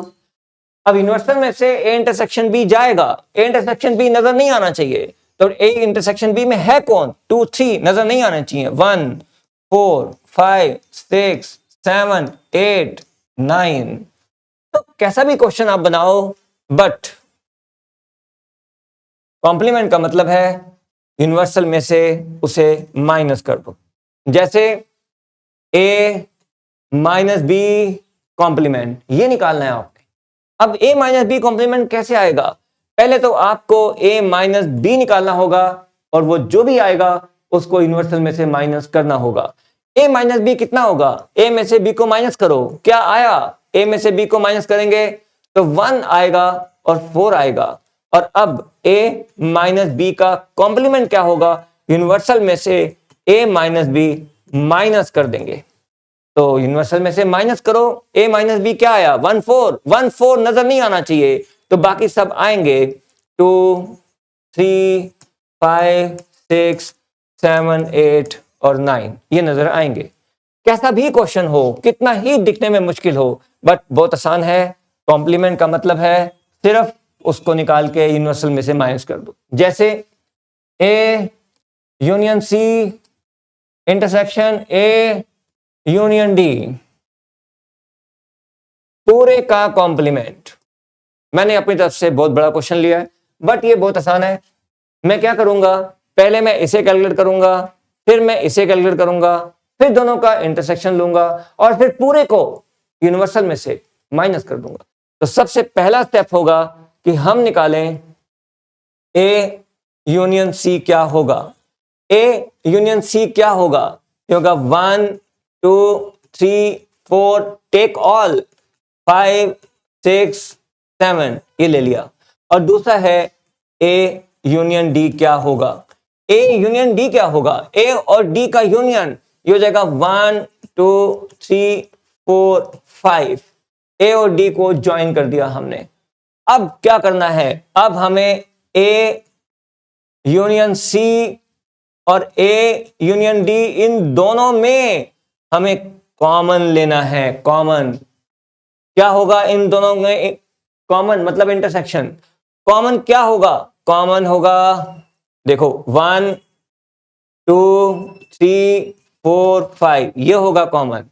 अब हमें निकालना है इस पूरे का कॉम्प्लीमेंट। तो इस पूरे का कॉम्प्लीमेंट क्या होगा, universal minus A union C intersection A union D. Mean जो भी आपने ये निकाला है इसको माइनस कर दो यूनिवर्सल में से। ये रहा जो आपने निकाला है, अब इसको माइनस करो यूनिवर्सल में से। यूनिवर्सल में से इसको माइनस करेंगे तो 1 2 3 4 5 नजर नहीं आना चाहिए, तो बाकी क्या बचेगा 6 7 8 और 9। तो ये था कॉम्प्लीमेंट निकालने का तरीका। एक बहुत ही आसान सा टॉपिक है और बड़ी आसानी से कोई भी मुश्किल से मुश्किल क्वेश्चन आप सॉल्व कर सकते। तो करते हैं नेक्स्ट पार्ट इसका। इस चैप्टर में अभी तक हमने देखा कि collection of natural number, even number, odd number, prime numbers, इनको लिखने के लिए हम कर्ली ब्रैकेट का यूज करते हैं जिसको हम बोलते हैं एक सेट। मगर रियल नंबर्स को लिखने के लिए हम कर्ली ब्रैकेट का यूज नहीं करते। उसको लिखने के लिए हम यूज करते हैं या तो ये सिंपल ब्रैकेट का और या फिर ये रेक्टेंगुलर ब्रैकेट का, और इसको बोलते हैं हम इंटरवल्स। इंटरवल्स दो तरह के होते हैं, एक होते हैं ओपन इंटरवल और एक होता है क्लोज इंटरवल। तो जब हम ये सिंपल ब्रैकेट यूज करते हैं तो इसको पढ़ते हैं ओपन इंटरवल, और जब हम रेक्टेंगुलर ब्रैकेट यूज करते हैं तो इसको बोलते हैं क्लोज इंटरवल। अब हम ये देखते हैं कि ओपन इंटरवल और क्लोज इंटरवल कब कब यूज करते हैं। मैथ्स में आपने देखा होगा लिखा हुआ x इज बिटवीन 2 and 20 या x इज फ्रॉम 2 to 20। इसका क्या मतलब है, इसका मतलब है कि x की जो वैल्यू है वो 2 और 20 के बीच में है। बिटवीन का मतलब हो गया बीच में, इसका मतलब है 2 नहीं लेना और 20 नहीं लेना। और इसको देखें तो x इज फ्रॉम 2 to 20, इसका मतलब है 2 भी लेना है और 20 भी लेना है और उनके बीच की वैल्यूज भी लेनी है। तो इसका मतलब है ये जो 2 और 20 है इंक्लूडेड नहीं है, और इसका मतलब है 2 और 20 इंक्लूडेड है। अब इसको लिखने का तरीका मैथमेटिकली क्या है, इसको ऐसे लिख सकते हैं x इज बिटवीन 2 and 20, इसे ऐसे लिखा जाता है। अब इसको देखें तो इज फ्रॉम 2 to 20, इसको लिखने का तरीका भी यही रहता है कि x इज बिटवीन 2 to 20, मगर 2 को भी लेना है और 20 को भी लेना है, इसलिए हम लिखते हैं इज इक्वल टू। तो दो तरह के सिंबल यूज होते हैं मैथ्स में। ये एक बिटवीन के लिए, यहां पे इज इक्वल टू नहीं आता, ठीक है, और फ्रॉम में इज इक्वल टू आता है। इस इंटरवल को लिखने का एक और तरीका है और वो है इंटरवल की फॉर्म में, और ये 2 और 2 20। अगर x रियल नंबर है तो अगर x रियल नंबर है तो हम इसको 2 2 20 को हम 220 सिंपल ब्रैकेट में लिख सकते हैं। मींस इसे पढ़ेंगे ओपन इंटरवल, क्योंकि इसमें 2 और 20 को नहीं लेना। इस ब्रैकेट का मतलब होता है, ये जो ब्रैकेट है सिंपल ब्रैकेट, इसका मतलब होता है कि ये जो वैल्यूज हैं ये नहीं ली जाएंगी और इनके बीच की वैल्यूज को लेना है। ठीक है। इसी तरह अगर हम ये देखें कि ये जो इज इक्वल टू वाला इंटरवल है इसको हम कैसे लिखेंगे। इज इक्वल टू वाले को लिखेंगे 2 और फिर 20 और रेक्टेंगुलर ब्रैकेट, और इसको पढ़ते हैं क्लोज इंटरवल। क्लोज का मतलब हो गया बाउंड्री की वैल्यूज को लेना है, और ओपन का मतलब हो गया बाउंड्रीज की वैल्यूज को नहीं लेना। तो ये है हमारे क्लोज इंटरवल और ओपन इंटरवल। मगर कभी कभी हम इस वाले को ऐसे भी लिख सकते हैं। देखो, रेक्टेंगुलर ब्रैकेट का मतलब है क्लोज, और अगर ब्रैकेट को उल्टा कर दूं, अगर मैं ब्रैकेट को ऐसे कर दूं तो इसका मतलब हो जाता है ओपन। 2 2 20, तो इसका मतलब है इट इज ओपन, मतलब 2 नहीं लेना, 20 नहीं लेना और बीच की वैल्यू लेनी है। तो मैं फिर से बोल रहा हूं, ये इंटरवल तब यूज करने हैं, ये लिखने का तरीका तब यूज करना है जब x रियल नंबर हो, और अगर x रियल नंबर ना हो तो फिर आप आंसर सेट फॉर्मेशन में लिखेंगे। ठीक है, तो आगे देखते हैं। अब हम सीखेंगे एक सेट को हम कितने तरीके से लिख सकते हैं। एक सेट को दो तरीके से लिखा जा सकता है, एक है रोस्टर फॉर्म और एक है सेट बिल्डर फॉर्म। कुछ एग्जांपल से दोनों फॉर्म्स के बारे में सीखते हैं। एग्जाम्पल है सेट ऑफ नेचुरल नंबर। एक सेट ऑफ नेचुरल नंबर अगर हमें कोई लिखने को कहे तो हम क्या लिखेंगे? कर्ली ब्रैकेट और अंदर लिखेंगे natural number 1 2 3 dot dot dot. ये है एक सेट ऑफ नेचुरल नंबर। ये जो लिखने का तरीका है जो आप जानते हैं, इसी को बोलते हैं रोस्टर फॉर्म। यही होती है रोस्टर फॉर्म। अब हम इसी सेट को दोबारा लिखेंगे एक डिफरेंट फॉर्म में, जिसको हम बोलते हैं सेट बिल्डर फॉर्म। अब सेट बिल्डर फॉर्म क्या होती है? अगर एक सेट के सभी एलिमेंट्स को अगर आप एक सिंगल अल्फाबेट से लिख सकते हो तो वही होती है सेट बिल्डर फॉर्म। तो मतलब एक सेट लिखो जिसमें सारे एलिमेंट को एक सिंगल अल्फाबेट से लिख दो, तो मैं इन सारे एलिमेंट को x से लिख सकता हूं, x। यही है हमारी सेट बिल्डर फॉर्म। तो जितने भी एलिमेंट हैं अगर हम उनको एक सिंगल लेटर से लिख सकते हैं, सिंगल अल्फाबेट से, तो वही होती है सेट बिल्डर फॉर्म। मगर ये इनकम्प्लीट है। इनकम्प्लीट इसलिए है क्योंकि x जो है उसके बारे में आपने अभी तक नहीं बताया। अब x के बारे में बताओ, x क्या है? सच दैट अब x के बारे में बताओ, x क्या है? तो x एक नेचुरल नंबर है। इसे आप लिखो सच that x is a natural number. Yes, मगर बेस्ट होगा आप सिंबल यूज करो। यहां पे इसको लिखने की बजाय, गलत नहीं है ये ठीक है, मगर इसको लिखने की बजाय आप सिंबल यूज करो। For example x, such that x belongs to natural number. x is a natural number को आप लिख सकते हो x belongs to n। That's all. तो ये बेस्ट तरीका है सेट बिल्डर फॉर्म लिखने का। ठीक है, नेक्स्ट एग्जांपल देखते हैं। कुछ एग्जांपल देखते हैं और आपको अच्छी तरह सेट बिल्डर फॉर्म लिखनी आ जाएगी। दूसरा, set of first 100 natural number. First 100 natural number को अगर रोस्टर फॉर्म में लिखना है तो कैसे लिखेंगे? तो रोस्टर फॉर्म में लिखने का तरीका वही है 1 2 3 डॉट डॉट डॉट और लास्ट नंबर। यस, ये है तरीका roster form of first 100 natural number का।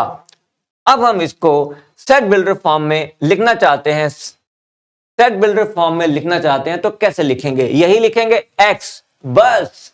मगर बताना होगा कि x क्या है, तो बताना होगा कि x जो है वो नेचुरल नंबर है, मगर और बताना होगा कि नेचुरल नंबर कितने, तो वो है एक 1 to 100। तो कह दो कि x is less than equal to 100, ठीक है। या आप ऐसे भी कह सकते हो x such that x belongs to n and x is from 1 to 100। Yes, इस तरह से भी आप कह सकते हैं। नेक्स्ट एग्जांपल देखते हैं। Next example, set of natural number from 10 to 50। अगर इसका आपको रोस्टर फॉर्म लिखना हो तो क्या करेंगे? 10 to 50, 10, 11, डॉट डॉट डॉट और 50, ये रही रोस्टर फॉर्म। अब लिखनी है सेट बिल्डर फॉर्म। तो सेट बिल्डर फॉर्म के लिए आप x लिखो और such that x belongs to natural number लिखो और बताओ कि x कहां से कहां तक है। तो वही लिखो, x है फ्रॉम 10 to 50। 10 लेना है, 50 लेना है, ठीक है। यस, नेक्स्ट एग्जांपल देखते हैं। और नेक्स्ट एग्जांपल है set of integer from -3 to 4। -3 to 4 अगर आपको लेने हैं तो -3 लेना है, -2 लेना है, -1 लेना है, 0 लेना है, 1 लेना है, 2 लेना है, 3 लेना है और 4 लेना है। ये है set of integer from -3 to 4। और इसी को सेट बिल्डर फॉर्म में लिखना है तो x लिख दो, मगर बताना होगा कि x क्या है। x है integer, x belongs to z लिख दो। x क्योंकि इंटीजर को हम z से रिप्रेजेंट करते हैं, x बिलोंग्स टू z, और बताना होगा कि ये z कहां से कहां तक है। तो फिर यही लिखो, जो x है वो बिटवीन -3 and 4 है। यस, ठीक है। तो this is the best way. अब नेक्स्ट है x is even natural number. अच्छा बताओ, इवन नेचुरल नंबर कौन कौन से होते हैं? Even means 2, 4, 6 dot dot dot, ये है इवन नेचुरल नंबर। अब इनको सेट बिल्डर फॉर्म में कैसे लिखेंगे? यस, तो सेट बिल्डर फॉर्म में आपको लिखना है x। हमेशा आपको x ही लिखना है, सिंगल अल्फाबेट। लिख दिया आपने x। अब बताओ x क्या है? तो x जो है वो है 2n। 2n क्यों लिखा? क्योंकि 2 की टेबल है। अगर आप देखो तो इवन नंबर सारे के सारे 2 की टेबल में आते हैं, तो मतलब 2 के मल्टीपल। आपको पता है अगर 2 के मल्टीपल नंबर आपको लिखने हो तो आप क्या लिखते हैं? 2n। और 3 के मल्टीपल 3n, 4 के मल्टीपल 4n, इस तरह से। तो ये हो गया 2n। मगर बताना होगा यहाँ पे n क्या है। 2 को किससे मल्टीप्लाई करोगे? जैसे 2 को आपने 1 से मल्टीप्लाई किया तो 2 आ गया, 2 को आपने 2 से किया तो 4 आ गया, 2 को आपने 3 से किया तो 6 आ गया। इवन नंबर आ गए, मगर 2 को किससे मल्टीप्लाई किया? कभी 1 से, कभी 2 से, कभी 3 से। तो ये कौन है सारे? 1 2 3, ये इवन नंबर है, सॉरी ये नेचुरल नंबर है। तो यहां कहो n belongs to natural number, that's all, ठीक है। यस, अब आगे बढ़ते हैं, नेक्स्ट क्वेश्चन देखते हैं। बड़ा अच्छा क्वेश्चन है नेक्स्ट, वो है a set of odd natural number. Odd natural number को आप कैसे लिखोगे? 1 3 5 डॉट डॉट डॉट। अब आप ये बताओ इसको आप कैसे लिखने वाले हैं? सेट बिल्डर फॉर्म में उसको लिखेंगे आप x, सिर्फ x। अब बताना होगा x क्या है? Odd number. अब कैसे लिखें ऑड नंबर को? या तो इंग्लिश में लिख दें x इज ऑड नंबर। अगर आपको कुछ समझ नहीं आ रहा तो आप लिख दो where x is odd natural number. मगर आप थोड़ा दिमाग लगाओ, ऑड नंबर को कैसे लिख सकते हैं? इवन नंबर को आपने कैसे लिखा था? 2n। तो ऑड कहां से शुरू होते हैं? 1 से। तो 2n में से 1 माइनस कर दो तो x हो गया 2n माइनस 1। और फिर n क्या है? जो n है वो नेचुरल नंबर है। n की जगह आप क्या लिख रहे हो? बार बार नेचुरल नंबर, कभी 1, कभी 2, कभी 3, कभी 4, तो आ जाएंगे क्या? Odd numbers. तो दिस इज द वे, ठीक है। नेक्स्ट क्वेश्चन, नेक्स्ट देखते हैं natural number multiple of 3। Multiple of 3, तो मल्टीपल ऑफ 3 अगर देखें रोस्टर फॉर्म में तो कैसे लिखेंगे? 3 6 9, ये रहे मल्टीपल ऑफ 3। मगर सेट बिल्डर फॉर्म में कैसे लिखेंगे? सेट बिल्डर फॉर्म में लिखेंगे x, मगर बताना होगा कि x क्या है, 3n, 3 का मल्टीपल 3n, वेयर n क्या है, n belongs to capital N, natural number. Done. तो बहुत ही इंटरेस्टिंग था, इंपॉर्टेंट था। आगे देखते हैं, कन्वर्ट रोस्टर फॉर्म। अब मैंने आपको कुछ रोस्टर फॉर्म दे दी है और आपको लिखनी है इनकी सेट बिल्डर फॉर्म। इन सभी को आप सेट बिल्डर फॉर्म में कैसे लिखेंगे? Yes, it's a good question. ये क्या है तीनों? ये है मल्टीपल ऑफ 3। ऐसा लिख सकता हूं कि ये मल्टीपल ऑफ 3 है। यस, इसकी सेट बिल्डर फॉर्म क्या होगी? इसकी सेट बिल्डर फॉर्म होगी x, मगर बताना होगा कि x क्या है, तो कह देंगे कि x होगा 3n। और n क्या है? n है नेचुरल नंबर, मगर कितने नेचुरल नंबर? क्या बहुत सारे नेचुरल नंबर या थोड़े से? थोड़े से। कितने? आपका 369 कब आएगा? देखो 3 आएगा जब आप 3 इंटू 1 करोगे, 6 आएगा जब आप 3 इंटू 2 करोगे, 9 आएगा जब 3 इंटू 3 करोगे। इसका मतलब है कि n की जगह पे ये 1 2 3 है। इसका मतलब आपको यहां कहना होगा कि n जो है नेचुरल नंबर, जैसे तुम कह रहे हो 3n, ये है 1 से लेके 3 तक। यस, ये पूरी डिटेल हो गई हमारी। ठीक है, x is from 1 to 3। Next question देखते हैं, 5, 25, 125। इसको जरा आप देखो, ये कैसा लगता है आपको? ये हो गया x तो कहना ही होगा, मगर x कैसा है? जरा आप सोचो, थोड़ा दिमाग लगाओ। ये 5 है, 25 को मैं 5 स्क्वायर लिख सकता हूं, 125 को मैं 5 क्यूब लिख सकता हूं, तो पहले वाले को मैं 5 के ऊपर 1 लिख सकता हूं। यस, तो ये नंबर बदल रहा है और नीचे वाला फिक्स है। इसका मतलब सच दैट x हमारा हो जाएगा 5 रेज़ टू पावर n, और ऊपर n, ऊपर वालों को मैंने n लिख दिया क्योंकि वो बदल रहे हैं और वो नेचुरल नंबर है 1 2 3, बस इतना ही है। तो फिर यहां भी वही कहूंगा, n जो है वो नेचुरल नंबर है और n जो है वो 1 2 3 है। ये सारी इंफॉर्मेशन कंप्लीट हो गई। ठीक है, नेक्स्ट देखते हैं अगला क्वेश्चन, 1 8 27। अगर मैं इसको देखूं, इसको भी मैं x कहूंगा। जरा 1 की बात करो, ए 1 को क्या लिखें, नहीं समझ आएगा। 8 को देखो, 8 कैसे आएगा और 27 कैसे आएगा? ये तो क्यूब है, 1 क्यूब और 2 क्यूब और 3 क्यूब, ये ऐसे हैं।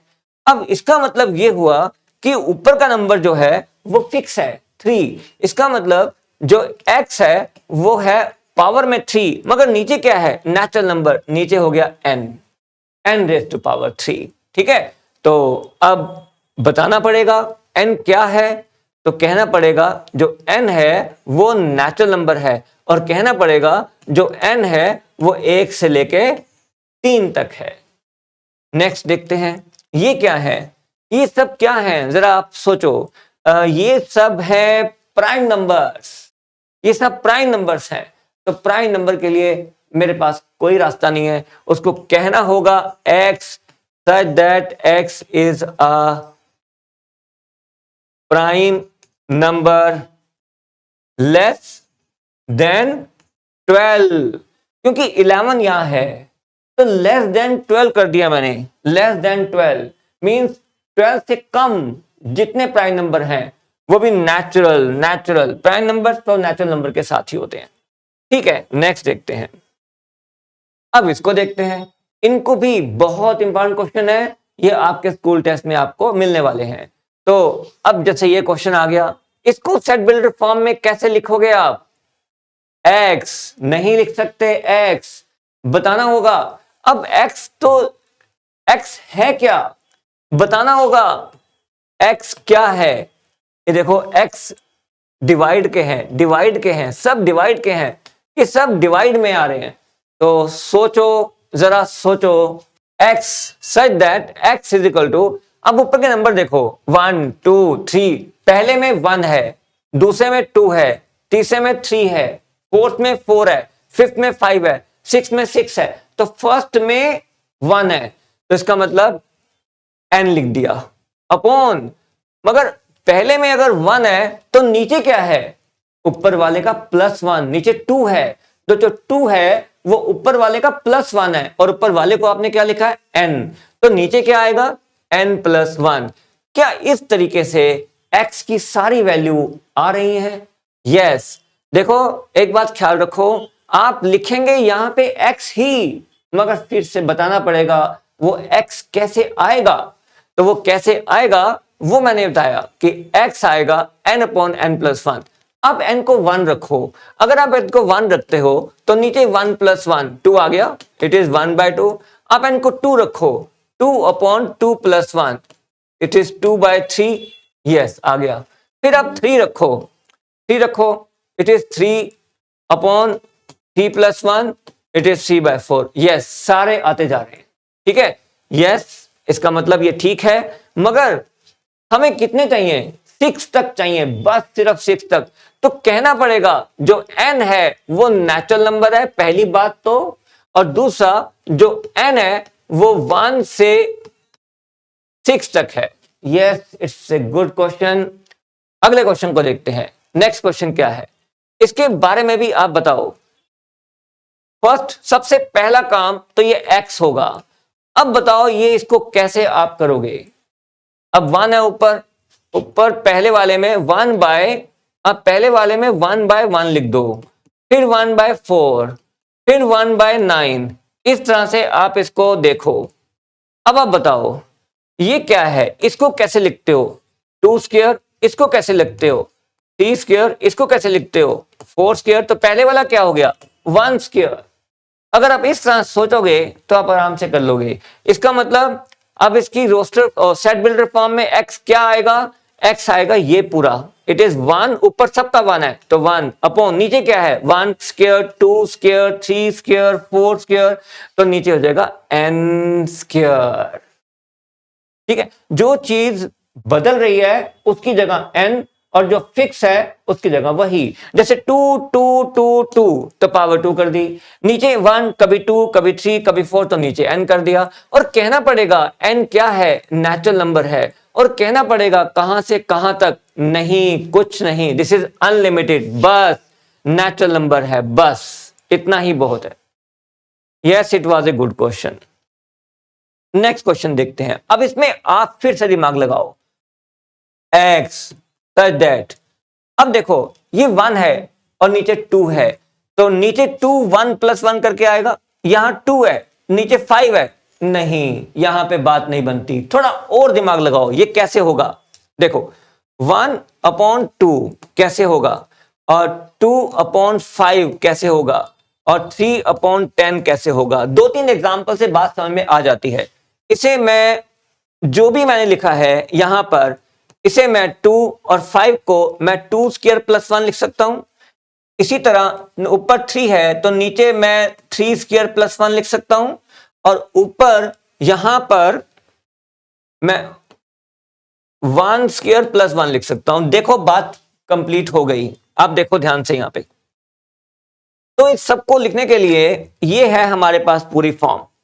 यहां पे आएगा x = ऊपर क्या है, पहले में 1 है, दूसरे में 2 है, तीसरे में 3 है, तो ये n आ जाएगा।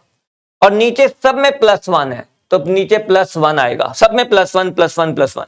और यहां पर 1^, 2^, 3^, तो इसका मतलब ये हुआ पावर तो 2 आ जाएगी और नीचे n आ जाएगा। यस ये रहा हमारा पूरा कॉन्सेप्ट।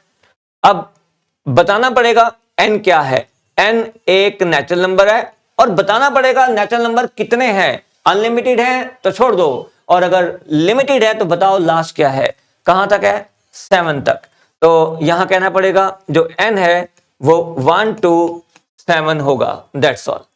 यस बहुत ही इंपॉर्टेंट क्वेश्चन थे।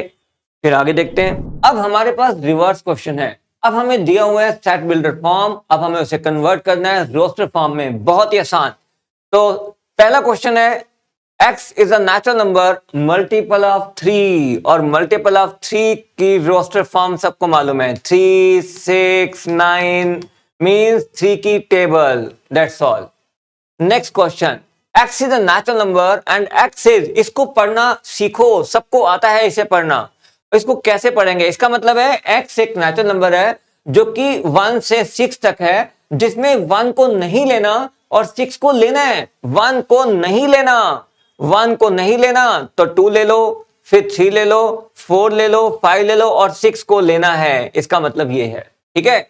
यस, इंटरवल्स को पढ़ना सबको आता है। नेक्स्ट क्वेश्चन देखो, नेक्स्ट है हमारे पास x is a natural number and x is between 6 and 10। इसका मतलब है नेचुरल नंबर है मगर 6 नहीं लेना और 10 नहीं लेना, उनके बीच के नंबर लेने हैं। 6 और 10 के बीच के नंबर मतलब 7, 8 और 9, बस सिर्फ ये। नेक्स्ट क्वेश्चन देखते हैं, x is a natural number and x is from 4 to 6। 4 भी लेना है और 6 भी लेना है, इसका मतलब आंसर होगा 4, 5, 6, दैट्स ऑल। और यहां देखते हैं x is positive even integer and x is less than equal to 10। Positive लेने हैं, सिर्फ पॉजिटिव, इसका मतलब और लेस देन 10 तो कौन कौन से होंगे, 2, 4, 6, 8 और 10 भी लेना है क्योंकि 10 के साथ इज इक्वल टू लगा हुआ है, ये देखो। नेक्स्ट अब कहते हैं x is a natural number, x एक ऐसा नेचुरल नंबर है जो 5 से लेस है और 7 से ग्रेटर है। ऐसा कोई नंबर आप सोचो जो 5 से छोटा हो और 7 से बड़ा हो, ऐसा तो कोई भी नहीं होता। ऐसा कोई नंबर नहीं है आपके पास जो लेस देन 5 हो और ग्रेटर देन 7 हो। तो ऐसे के लिए रोस्टर फॉर्म क्या होगी, रोस्टर फॉर्म होगी एम्प्टी सेट, ठीक है, एम्प्टी सेट बस। तो एम्प्टी सेट भी कभी कभी आ जाता है। Next, x is A natural number divisible by 3 and 5। Divisible by 3 and 5 का मतलब हो गया वो नेचुरल नंबर लेने हैं जो 3 और 5 दोनों से डिविजिबल हैं। और जब भी कभी दोनों से डिविजिबल नंबर लेने हो तो इनका ले लिया करो एलसीएम, और 3 और 5 का एलसीएम लो। एलसीएम कितना हुआ, 15। तो 15 की टेबल वाले सारे लेने हैं, 15, 30, 45 एंड सो ऑन, सारे लेने हैं, कोई लिमिट नहीं है, ठीक है। नेक्स्ट है x is a solution of x square plus 5x plus 6x is equal to 0। तो यहां पर इसका सोल्यूशन लेना है आपने। आप रफ में इसे सॉल्व करो, पहले आप इसे सॉल्व कर लो और जो आंसर आएगा उसको सेट में लिख दो। अब x square plus 5x plus 6 is equal to 0। Number सोचो, मिडिल टर्म स्प्लिट करो, नंबर होंगे 3 और 2, और x square plus 3x plus 2x plus 6 is equal to 0। x plus 3 plus 2 x plus 3 is equal to 0। x plus 3 और x plus 2 is equal to 0। x is equal to -3, x is equal to -2। तो ये है हमारे solutions और इन्हीं का बनाना है आपने एक रोस्टर फॉर्म का सेट। तो ये होगा -3, -2 आंसर, ठीक है। नेक्स्ट क्वेश्चन नेक्स्ट क्वेश्चन है कि आपके पास एक वर्ड है फॉलो। ये जो फॉलो वर्ड है इसके जितने भी लेटर्स हैं उनकी रोस्टर फॉर्म लिखनी है। तो रोस्टर फॉर्म हम जब भी लिखते हैं उसमें कोई भी लेटर हमने रिपीट नहीं करना होता, ये बात आप याद रखो। तो इसमें एक आएगा F, एक आएगा O, एक आएगा L और एक आएगा W। कोई भी लेटर रिपीट नहीं होगा। तो this is the roster form. Next question है लास्ट क्वेश्चन इसमें, और वो है x is a natural number और x square is equal to 4। x square is equal to 4 को पहले आपने सॉल्व करना है, जो उसका सॉल्यूशन आएगा उसको रोस्टर फॉर्म में लिखना है, मगर वो जो सॉल्यूशन है वो नेचुरल नंबर होना चाहिए। देखते हैं, x square is equal to 4 का मतलब है x is equal to plus minus √4, x is equal to plus -2, x is equal to 2, x is equal to -2। -2 को छोड़ेंगे क्योंकि this is not a natural number, इसलिए इसका रोस्टर फॉर्म होगा only 2। It's a good question, ठीक है। Next देखते हैं। अब convert set builder form into intervals. अब इन सब में x बिलोंग्स टू r है, जब भी x बिलोंग्स टू R आता है तो ऐसे क्वेश्चन में हम ओपन इंटरवल, क्लोज इंटरवल, वो ओपन ब्रैकेट, रेक्टेंगुलर ब्रैकेट का यूज करते हैं। ठीक है, देखते हैं। अब इसका मतलब क्या हुआ, इसको, ये एक सेट बिल्डर फॉर्म है, इसको आपने रोस्टर फॉर्म में लिखना है, तो इसकी रोस्टर फॉर्म होती है इंटरवल फॉर्म।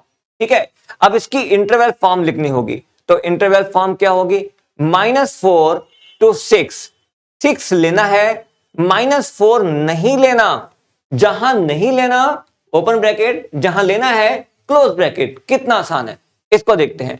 इसकी सेट बिल्डर फॉर्म और इसकी इंटरवल फॉर्म क्या होगी, -12 नहीं लेना, -10 नहीं लेना, तो -12 -10 दोनों नहीं लेने, ऐसे लिख देंगे। ठीक है, यस, हम कभी कभी ऐसे भी लिख सकते हैं, -12 ऐसी ब्रैकेट, -10 ऐसी ब्रैकेट, दोनों में से कोई भी एक ब्रैकेट यूज की जा सकती है, बट जनरली हम लोग सिंपल ब्रैकेट यूज करते हैं। ठीक है, यहां देखते हैं, यहां पे 0 लेना है और 7 नहीं लेना, इसका मतलब 0 लेना है तो क्लोज ब्रैकेट, 7 नहीं लेना तो ओपन ब्रैकेट। यहां देखते हैं, यहां पे 3 लेना है और 4 लेना है, और 4 लेना है, क्लोज ब्रैकेट, यस, डन। मगर इन सब में एक काम करना जरूरी है, क्या, x belongs to, x belongs to, x belongs to, x belongs to, these are the intervals। ठीक है, next, convert intervals into set builder form. अब आपके पास इंटरवल्स आ गए हैं, अब इनको आपको सेट बिल्डर फॉर्म में लिखना है, तो क्या लिखेंगे आप, इसकी सेट बिल्डर फॉर्म क्या होगी, x, सभी की सेट बिल्डर फॉर्म x होती है, मगर बताना होगा कि x क्या है। जब भी कभी आपके पास इंटरवल होते हैं, चाहे वो क्लोज चाहे वो ओपन, समझो उसके अंदर रियल नंबर्स ही हैं, इसका मतलब कहना होगा x बिलोंग्स टू R। ठीक है, और फिर कहना होगा कि x क्या है, x है -3 से 0 तक, यस, और दोनों में इक्वल नहीं आएगा बिकॉज इट इज ओपन। ठीक है, अब इसको देखते हैं, ये क्या होगा, x such that x belongs to R, क्योंकि इंटरवल है, x belongs to R तो लिखना ही होगा। ठीक है, क्योंकि रियल नंबर में ही इंटरवल होते हैं। और फिर x क्या है, x जो है वो 6 आपको लेना है और 12 आपको लेना है, और यहां पे कैसा है, it is x such that x belongs to R, और जो x है इसमें 6 नहीं लेना, यहां इक्वल टू मत लगाओ, और 12 लेना है, इक्वल टू लगाओ। अब यहां देखते हैं, इसका मतलब क्या है, x such that x belongs to R, और फिर x -23 लेना है और 5 नहीं लेना, जहां लेना है इक्वल टू लगाओ, नहीं लेना तो इक्वल टू मत लगाओ। अभी तक हमने जितना किया उस पर हम कुछ प्रैक्टिस क्वेश्चन देखते हैं। एक बहुत ही अच्छा क्वेश्चन है, इस क्वेश्चन में सेट ए आपको दिया हुआ है, सेट ए के अंदर आप एलिमेंट देखो जरा कैसे हैं उसके, एक है 1, एक है 2, एक है 3, 4, एक सेट के अंदर है पड़ा हुआ, बट अब ये एक एलिमेंट हो गया है इस सेट ए का, ये एलिमेंट हो गया है, और 5।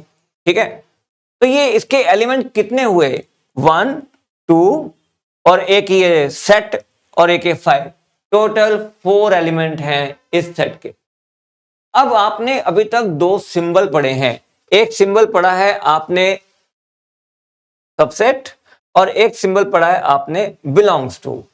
तो सबसेट जो सिंबल है वो सेट के लिए यूज होता है, 2 सेट के बीच में अगर आप कभी सिंबल यूज करोगे तो आपको सबसेट का सिंबल यूज करना पड़ सकता है, और अगर एलिमेंट और सेट के बीच में अगर आपने सिंबल यूज करना है एलिमेंट, तो आप फिर बिलोंग्स टू यूज करोगे। ये 2 बातें आपको पता होनी चाहिए। अब हम शुरू करते हैं ये क्वेश्चंस। देखो, आपको बताना है कि ये जो स्टेटमेंट्स हैं ये करेक्ट हैं या नहीं है, ट्रू है या फॉल्स है। देखते हैं, पहली स्टेटमेंट, 3, 4 सेट में सबसेट है ए का, क्या ये ट्रू है? मैंने आपको अभी बताया कि सबसेट जो सिंबल है 2 सेट के बीच में यूज होता है, तो इधर भी और इधर भी सेट होना चाहिए। इधर तो सेट है मगर इधर सेट नहीं है। क्यों? ये तो सेट है, नहीं है, क्योंकि 3 4 पूरा का पूरा एलिमेंट है। देखो आप, एलिमेंट है। अब ये एलिमेंट कहलाएगा क्योंकि पूरा का पूरा सेट बनके ये एक सेट के अंदर पड़ा हुआ है। इसका मतलब ये अब एलिमेंट हो गया है। इसका मतलब ये हुआ कि ये जो स्टेटमेंट है वो हमारी फॉल्स है। इसलिए फॉल्स है कि यहां पर इसकी जगह पे बिलोंग्स टू आना चाहिए था।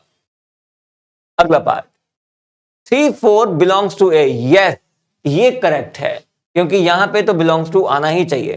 ठीक है, नेक्स्ट। अब 3 4 जो एक एलिमेंट है, जिसको तुम एलिमेंट बोलते हो, देखो 3 4 जो ये एलिमेंट है, इसके ऊपर अगर सेट लग जाए तो ये सेट बन जाता है। अब ये सेट हो गया है। सेट सबसेट है ए का। Yes, it is true. ठीक है, yes. 1 belongs to A. Yes, 1 belongs to A. Yes, 1 belongs to A. 1 set A में है। Correct. 1 is subset of A. No, क्योंकि सबसेट का मतलब है ये भी सेट होना चाहिए, ये भी सेट होना चाहिए, जो कि ऐसा नहीं है, इसलिए दिस इज नॉट ट्रू। तो आप बता दो फिर ट्रू क्या है। ट्रू ये है कि यहां पे बिलोंग्स टू होना चाहिए। ठीक है, यस। अब नेक्स्ट देखते हैं, क्या ये 1 to 5 सेट सबसेट है सेट का? यस, क्योंकि 1 to 5 के बाहर अगर सेट लगा दें तो वो सबसेट हो जाएगा, क्योंकि 1 to 5 सेट ए में है। यस। अब 1 to 5 सेट बिलोंग्स टू यहां पे ए है या बिलोंग्स टू ए? नो, क्योंकि बिलोंग्स टू होता है एलिमेंट के साथ, तो यहां एलिमेंट होना चाहिए था, तो ये गलत है। Belongs to is use for element and this is not element, this is a set. अच्छा, नेक्स्ट क्वेश्चन देखते हैं, इसको देख लेते हैं। 5 is subset of A. Yes, 5 तो सभी सेट्स का सबसेट होता है। यस, इट इज ट्रू, क्योंकि 5 एक सेट है। 5 आपको मालूम है कौन सा सेट है? एम्प्टी सेट है, और ये सबसेट ए, ये भी सेट, ये भी सेट। यस, ठीक है। अब नेक्स्ट देखते हैं आगे, इसको देखते हैं। 1 2 3 सबसेट ऑफ ए। नो, क्योंकि 1 2 3 3 4 अब अलग नहीं हो सकते, ये इकट्ठे रहेंगे। 3 4 अलग नहीं किए जा सकते, इनको इकट्ठे आना है, और आपने इसको अलग कर दिया, तो this is incorrect again. 5 already set है, 5 ऑलरेडी एम्प्टी सेट है, उसके ऊपर आपने एक और सेट लगा दिया और ए लिख दिया, ये तो गलत हो गया, ये तो प्रेजेंटेशन ही गलत हो गई। एक सेट के ऊपर आपने एक और सेट लिख दिया है और फिर आप सबसेट कह रहे हैं। ठीक है, तो ये गलत हो गया। ओनली 5 इज सबसेट, 5 के साथ सेट नहीं है। अब 5 belongs to A. No, 5 belongs to A. No, because 5 क्या है? 5 तो एक सेट है, और ए क्या है? एक सेट है, तो सेट के बीच में बिलोंग्स टू का सिंबल नहीं आता, तो यहां पे क्या आना चाहिए? सबसेट। ठीक है, अब इसे देखते हैं। क्वेश्चन नंबर 2, आपको एबीसी और यूनिवर्सल ये सेट दिए हुए हैं। ठीक है, और आपको करना क्या है? ये वैल्यूज निकालनी है। चलो फर्स्ट पार्ट की बात करते हैं। फर्स्ट पार्ट है ए माइनस ए यूनियन बी। अगर मैं फर्स्ट पार्ट की बात करूं तो मुझे ए में से माइनस करना है ए यूनियन बी को, तो मेरे पास सॉरी बी यूनियन सी को। तो सबसे पहले मैं बी यूनियन सी तो निकालूं, तो सबसे पहले बी यूनियन सी निकालना होगा। ये क्वेश्चन करने का तरीका होता है। तो पहले आप बी यूनियन सी निकालो। बी यूनियन सी क्या होगा? बी और सी को ज्वाइन करो, इट इज 1 3 5 6 7 8 9, ये आ गया हमारे पास बी यूनियन सी। अब मुझे ए में से माइनस करना है बी यूनियन सी को। अब ए में से माइनस करेंगे बी यूनियन सी को तो ए वाले बचेंगे, बी यूनियन सी वाले सारे जाएंगे। तो बी यूनियन सी वाले सारे नजर नहीं आने चाहिए ए में, तो ए में बी यूनियन सी वाले कौन कौन है वो सब मिटा दो। तो ए में पड़े हैं 1 3 5, 1 3 5 छोड़ दो, 2 4 हमारा आंसर हो गया। यस, ठीक है, समझ में आया होगा। अब सेकंड पार्ट है ए माइनस बी का कॉम्प्लीमेंट। कॉम्प्लीमेंट किसी का भी हो, उसे यूनिवर्सल में से माइनस करना होता है। तो पहले सबसे पहले हम निकालेंगे a माइनस बी। अब a माइनस बी क्या होगा जरा देखो, a में से b को माइनस कर दो, मतलब b के एलिमेंट a में नजर नहीं आने चाहिए।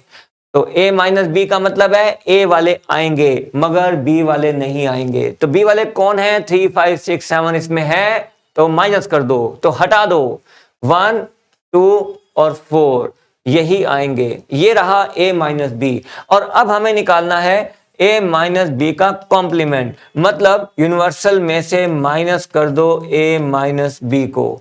तो यूनिवर्सल में से माइनस करो, यूनिवर्सल है 1 to 10, 1 to 10 में से माइनस कर दो 1 to 4, 1 to 4 गया तो क्या बचेगा, 3 बचेगा, 5 बचेगा एंड अप टू 10 जाएगा। यस, तो ये रहा सेकंड पार्ट। अब आगे बढ़ते हैं next part, c minus B complement. तो ये भी आसान है आपके लिए, पहले c माइनस बी निकालना होगा। अब c माइनस बी क्या है, c माइनस बी का मतलब है c बचेगा मगर b के एलिमेंट नहीं नजर आने चाहिए। तो b के एलिमेंट कौन से हैं, 3 5 6 7 नजर नहीं आने चाहिए। तो आएगा कौन कौन, 1 8 9 बचेगा। ठीक है, यस। और अब आप c माइनस बी का कॉम्प्लीमेंट करो, मतलब यूनिवर्सल में से माइनस करना होगा c माइनस बी को। और यूनिवर्सल मतलब है 1 से लेकर 10 तक के नंबर में से माइनस कर दिया इसको, तो बचेगा क्या, 2 बचेगा और 3 बचेगा, 4 5 6 7 और 10 ये बचेंगे। ठीक है, नेक्स्ट क्वेश्चन क्या है, नेक्स्ट क्वेश्चन है ए यूनियन बी कॉम्प्लीमेंट और यूनियन सी कॉम्प्लीमेंट। यूनियन है सी कॉम्प्लीमेंट, तो सबसे पहले आपको निकालना होगा A union B, A union B निकालना होगा। ए यूनियन बी क्या होगा, ए यूनियन बी, ए और बी को ज्वाइन करो और वो होगा 1 2 3 4 5 6 7। और अब ए यूनियन बी का कॉम्प्लीमेंट ले लो। ए यूनियन बी का कॉम्प्लीमेंट का मतलब है कि यूनिवर्सल में से माइनस करना होगा, यूनिवर्सल में से माइनस करना होगा ए यूनियन बी को। तो बचेगा क्या, बचेगा 8 9 और 10। और सी कॉम्प्लीमेंट निकालो, सी कॉम्प्लीमेंट क्या होगा, सी कॉम्प्लीमेंट होगा यूनिवर्सल में से माइनस करो, यूनिवर्सल माइनस सी, तो कितना आएगा, ये बचेगा 2 3 4 5 6 और 10। अब जो क्वेश्चन है उसे ले लो। क्वेश्चन क्या है, क्वेश्चन है ए यूनियन बी कॉम्प्लीमेंट और union C complement.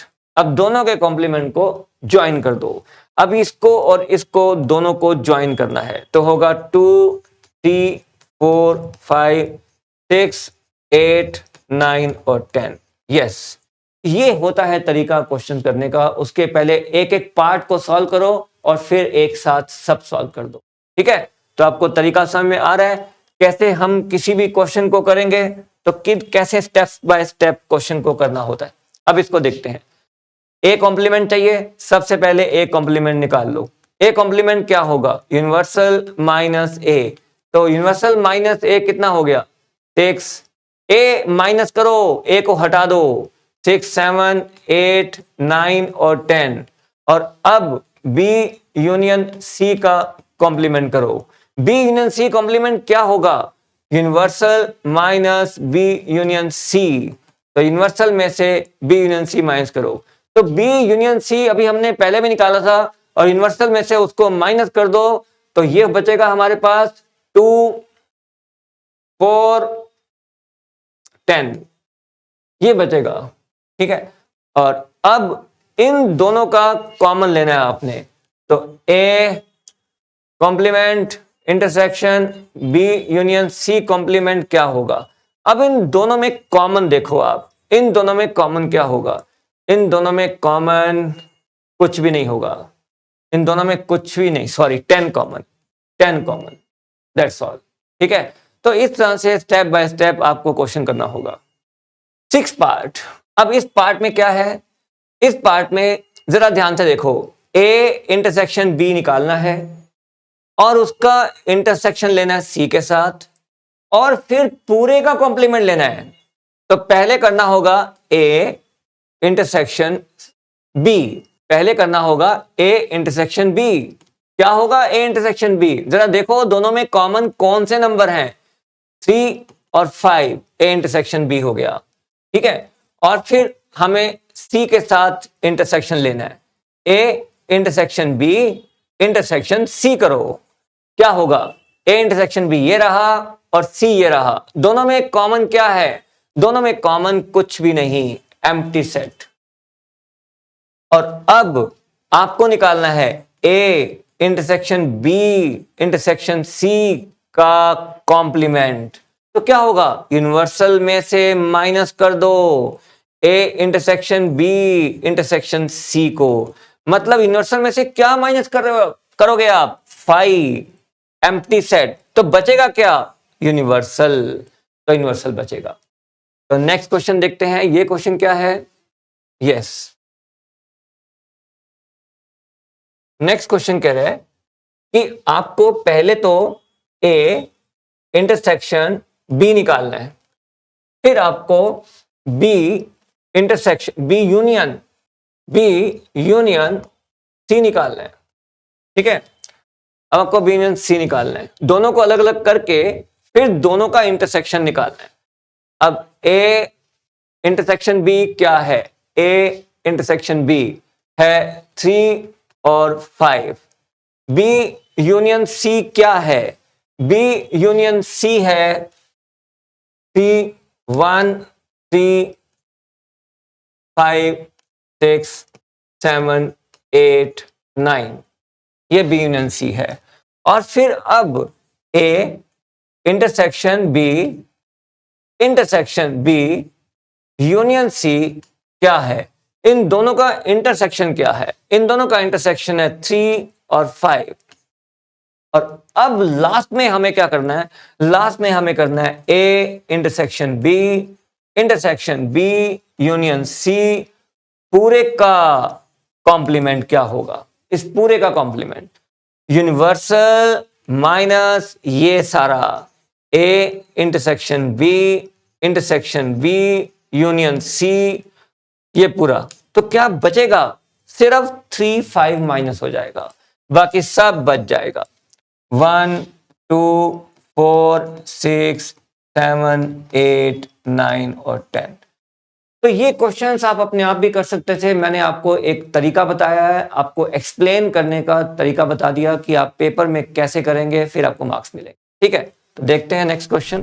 Next question, इस क्वेश्चन में हमें एक सेट दिया हुआ है। अब इस सेट को आप देखो, इस सेट के अंदर एलिमेंट्स कितने हैं? एक 0, एक 1 और एक 1, 2। ये टोटल इस सेट के अंदर 3 एलिमेंट हैं और 3 एलिमेंट को लेकर के आपको बनाने हैं इसके सबसेट्स। वैसे जानते हैं आप, इसके 3 अगर एलिमेंट हैं तो सबसेट कितने होंगे? 2⁻³ इज इक्वल टू 8। अब 2⁻³ इज इक्वल टू 8 सबसेट होंगे। और आपको पता है इन 8 सबसेट में से एक सबसेट इम्प्रॉपर है और बाकी 7 प्रॉपर है। तो ये है 7 + 1। 7 है प्रॉपर और 1 है इम्प्रॉपर। जो 1 इम्प्रॉपर है वो कौन सा होगा? Full set. इसका मतलब फुल सेट हमें नहीं लेना, क्योंकि उसने कहा है क्वेश्चन के अंदर राइट ऑल प्रॉपर सबसेट। तो इसका मतलब हमें कंप्लीट सेट नहीं लेना, बाकी सब लेने हैं। तो बनाने शुरू करते हैं। सबसेट बनाने के लिए सबको पता है कि पहले हमें सिंगल एलिमेंट, फिर दो एलिमेंट ऐसे लेना होगा। तो सबसे पहले सिंगल एलिमेंट, मगर सबको मालूम है पाई सबसे पहले होता ही होता है हर हालत में। और अब एक एक एलिमेंट का सेट, जैसे कि 0 का सेट, 1 का सेट और फिर 1, 2 जो एक एलिमेंट है, 1, 2 एक एलिमेंट है सेट की फॉर्म में, ये एलिमेंट है, इसका सेट बनाओ। यस, हमें सेट बनाना है एलिमेंट्स का। तो 1, 2 सेट में ऑलरेडी एक एलिमेंट है तो उसका सेट बना दिया हमने। ठीक है, और फिर अब दो ले लो, जैसे 0 और 1 ले लिया हमने, और जैसे 0 के साथ 1, 2 ले लिया हमने। ठीक है, जैसे 1 के साथ 1 2 ले लिया हमने, ठीक है, बस पहले सिंगल सिंगल फिर 2 2 और अब 3 नहीं लेना। यस, तो ये है 7 प्रॉपर सबसेट्स। ठीक है, नेक्स्ट क्वेश्चन देखते हैं। अब बात करते हैं वेन डायग्राम की। अगर मुझे सेट ए का वेन डायग्राम बनाना है तो मैं सेट ए बनाऊंगा और उसे शेड कर दूंगा। अगर मुझे यूनिवर्सल सेट का वेन डायग्राम बनाना है तो मैं यूनिवर्सल सेट के लिए रेक्टेंगल बनाऊंगा और उसको शेड कर दूंगा। जिसका भी वेन डायग्राम बनाना है उसका डायग्राम बनाओ और उसको शेड कर दो। ये होता है तरीका वेन डायग्राम बनाने का। अब क्वेश्चन शुरू करते हैं। इस क्वेश्चन में फर्स्ट पार्ट, एक कॉम्प्लीमेंट का वेन डायग्राम बनाना है। एक कॉम्प्लीमेंट निकालते कैसे हैं आप? यूनिवर्सल माइनस ए करके। तो मुझे यूनिवर्सल सेट बनाना होगा, उसके अंदर मुझे ए सेट बनाना होगा और अब शेड करना होगा ए कॉम्प्लीमेंट को। एक कॉम्प्लीमेंट जो लिखा होता है उसी को शेड करना होता है। ए कॉम्प्लीमेंट का मतलब है यूनिवर्सल माइनस ए। यूनिवर्सल में से मींस पूरे रेक्टेंगल में से ए को माइनस कर दो, मतलब ए को निकाल दो, ए को छोड़ दो। अगर ए को छोड़ दें तो क्या बचेगा? उसे शेड कर दो। तो इसे शेड करेंगे। ये है वेन डायग्राम ए कॉम्प्लीमेंट का। ठीक है, यस। अब देखते हैं, नेक्स्ट है हमारा ए यूनियन बी का Venn diagram. A union B, जब भी कभी यूनियन का डायग्राम बनाना हो तो हमेशा एक बात देखी जाती है कि ए और बी दोनों डिसजॉइंट है या डिसजॉइंट नहीं है। अगर ए और बी डिसजॉइंट है मतलब उनमें कुछ कॉमन नहीं है, दोनों अलग अलग हैं। अगर ऐसा है तो ए को लिखा यहां और बी को लिखा यहां और दोनों को शेड कर दिया। ये है ए यूनियन बी का डायग्राम, वेन डायग्राम। जब ए और बी दोनों डिसजॉइंट हैं, उनमें कुछ कॉमन नहीं है। मगर इस क्वेश्चन में ए और बी दोनों डिसजॉइंट नहीं है, इसका मतलब इनमें कुछ कॉमन है। तो डायग्राम कैसा होगा? ए और बी में कुछ कॉमन है, इसका मतलब डायग्राम ऐसा होगा। ये है ए, ये है बी, इन दोनों में कुछ कॉमन है। देखो आप, ये पोर्शन, बीच वाला पोर्शन, ये वाला पोर्शन इनमें कॉमन है। इसका मतलब ये डिसजॉइंट नहीं है। मुझे ए यूनियन बी का मतलब होता है टेक ऑल। ए को भी ले लो, बी को भी ले लो। मुझे इन सब को शेड करके दिखाना होगा क्योंकि मुझे ए यूनियन बी का वेन डायग्राम बनाना है। जिसका डायग्राम बनाना है उसे शेड करके दिखा दो। यह है तरीका। नेक्स्ट क्वेश्चन कहता है ए यूनियन बी का कॉम्प्लीमेंट। ए यूनियन बी का कॉम्प्लीमेंट मतलब हुआ यूनिवर्सल में से माइनस कर दो ए यूनियन बी को। अब मैं बनाता हूं पहले यूनिवर्सल सेट और बना दिया इसके अंदर ए बी, और अब मुझे शेड करना है किसको? ए माइनस बी कॉम्प्लीमेंट को। ए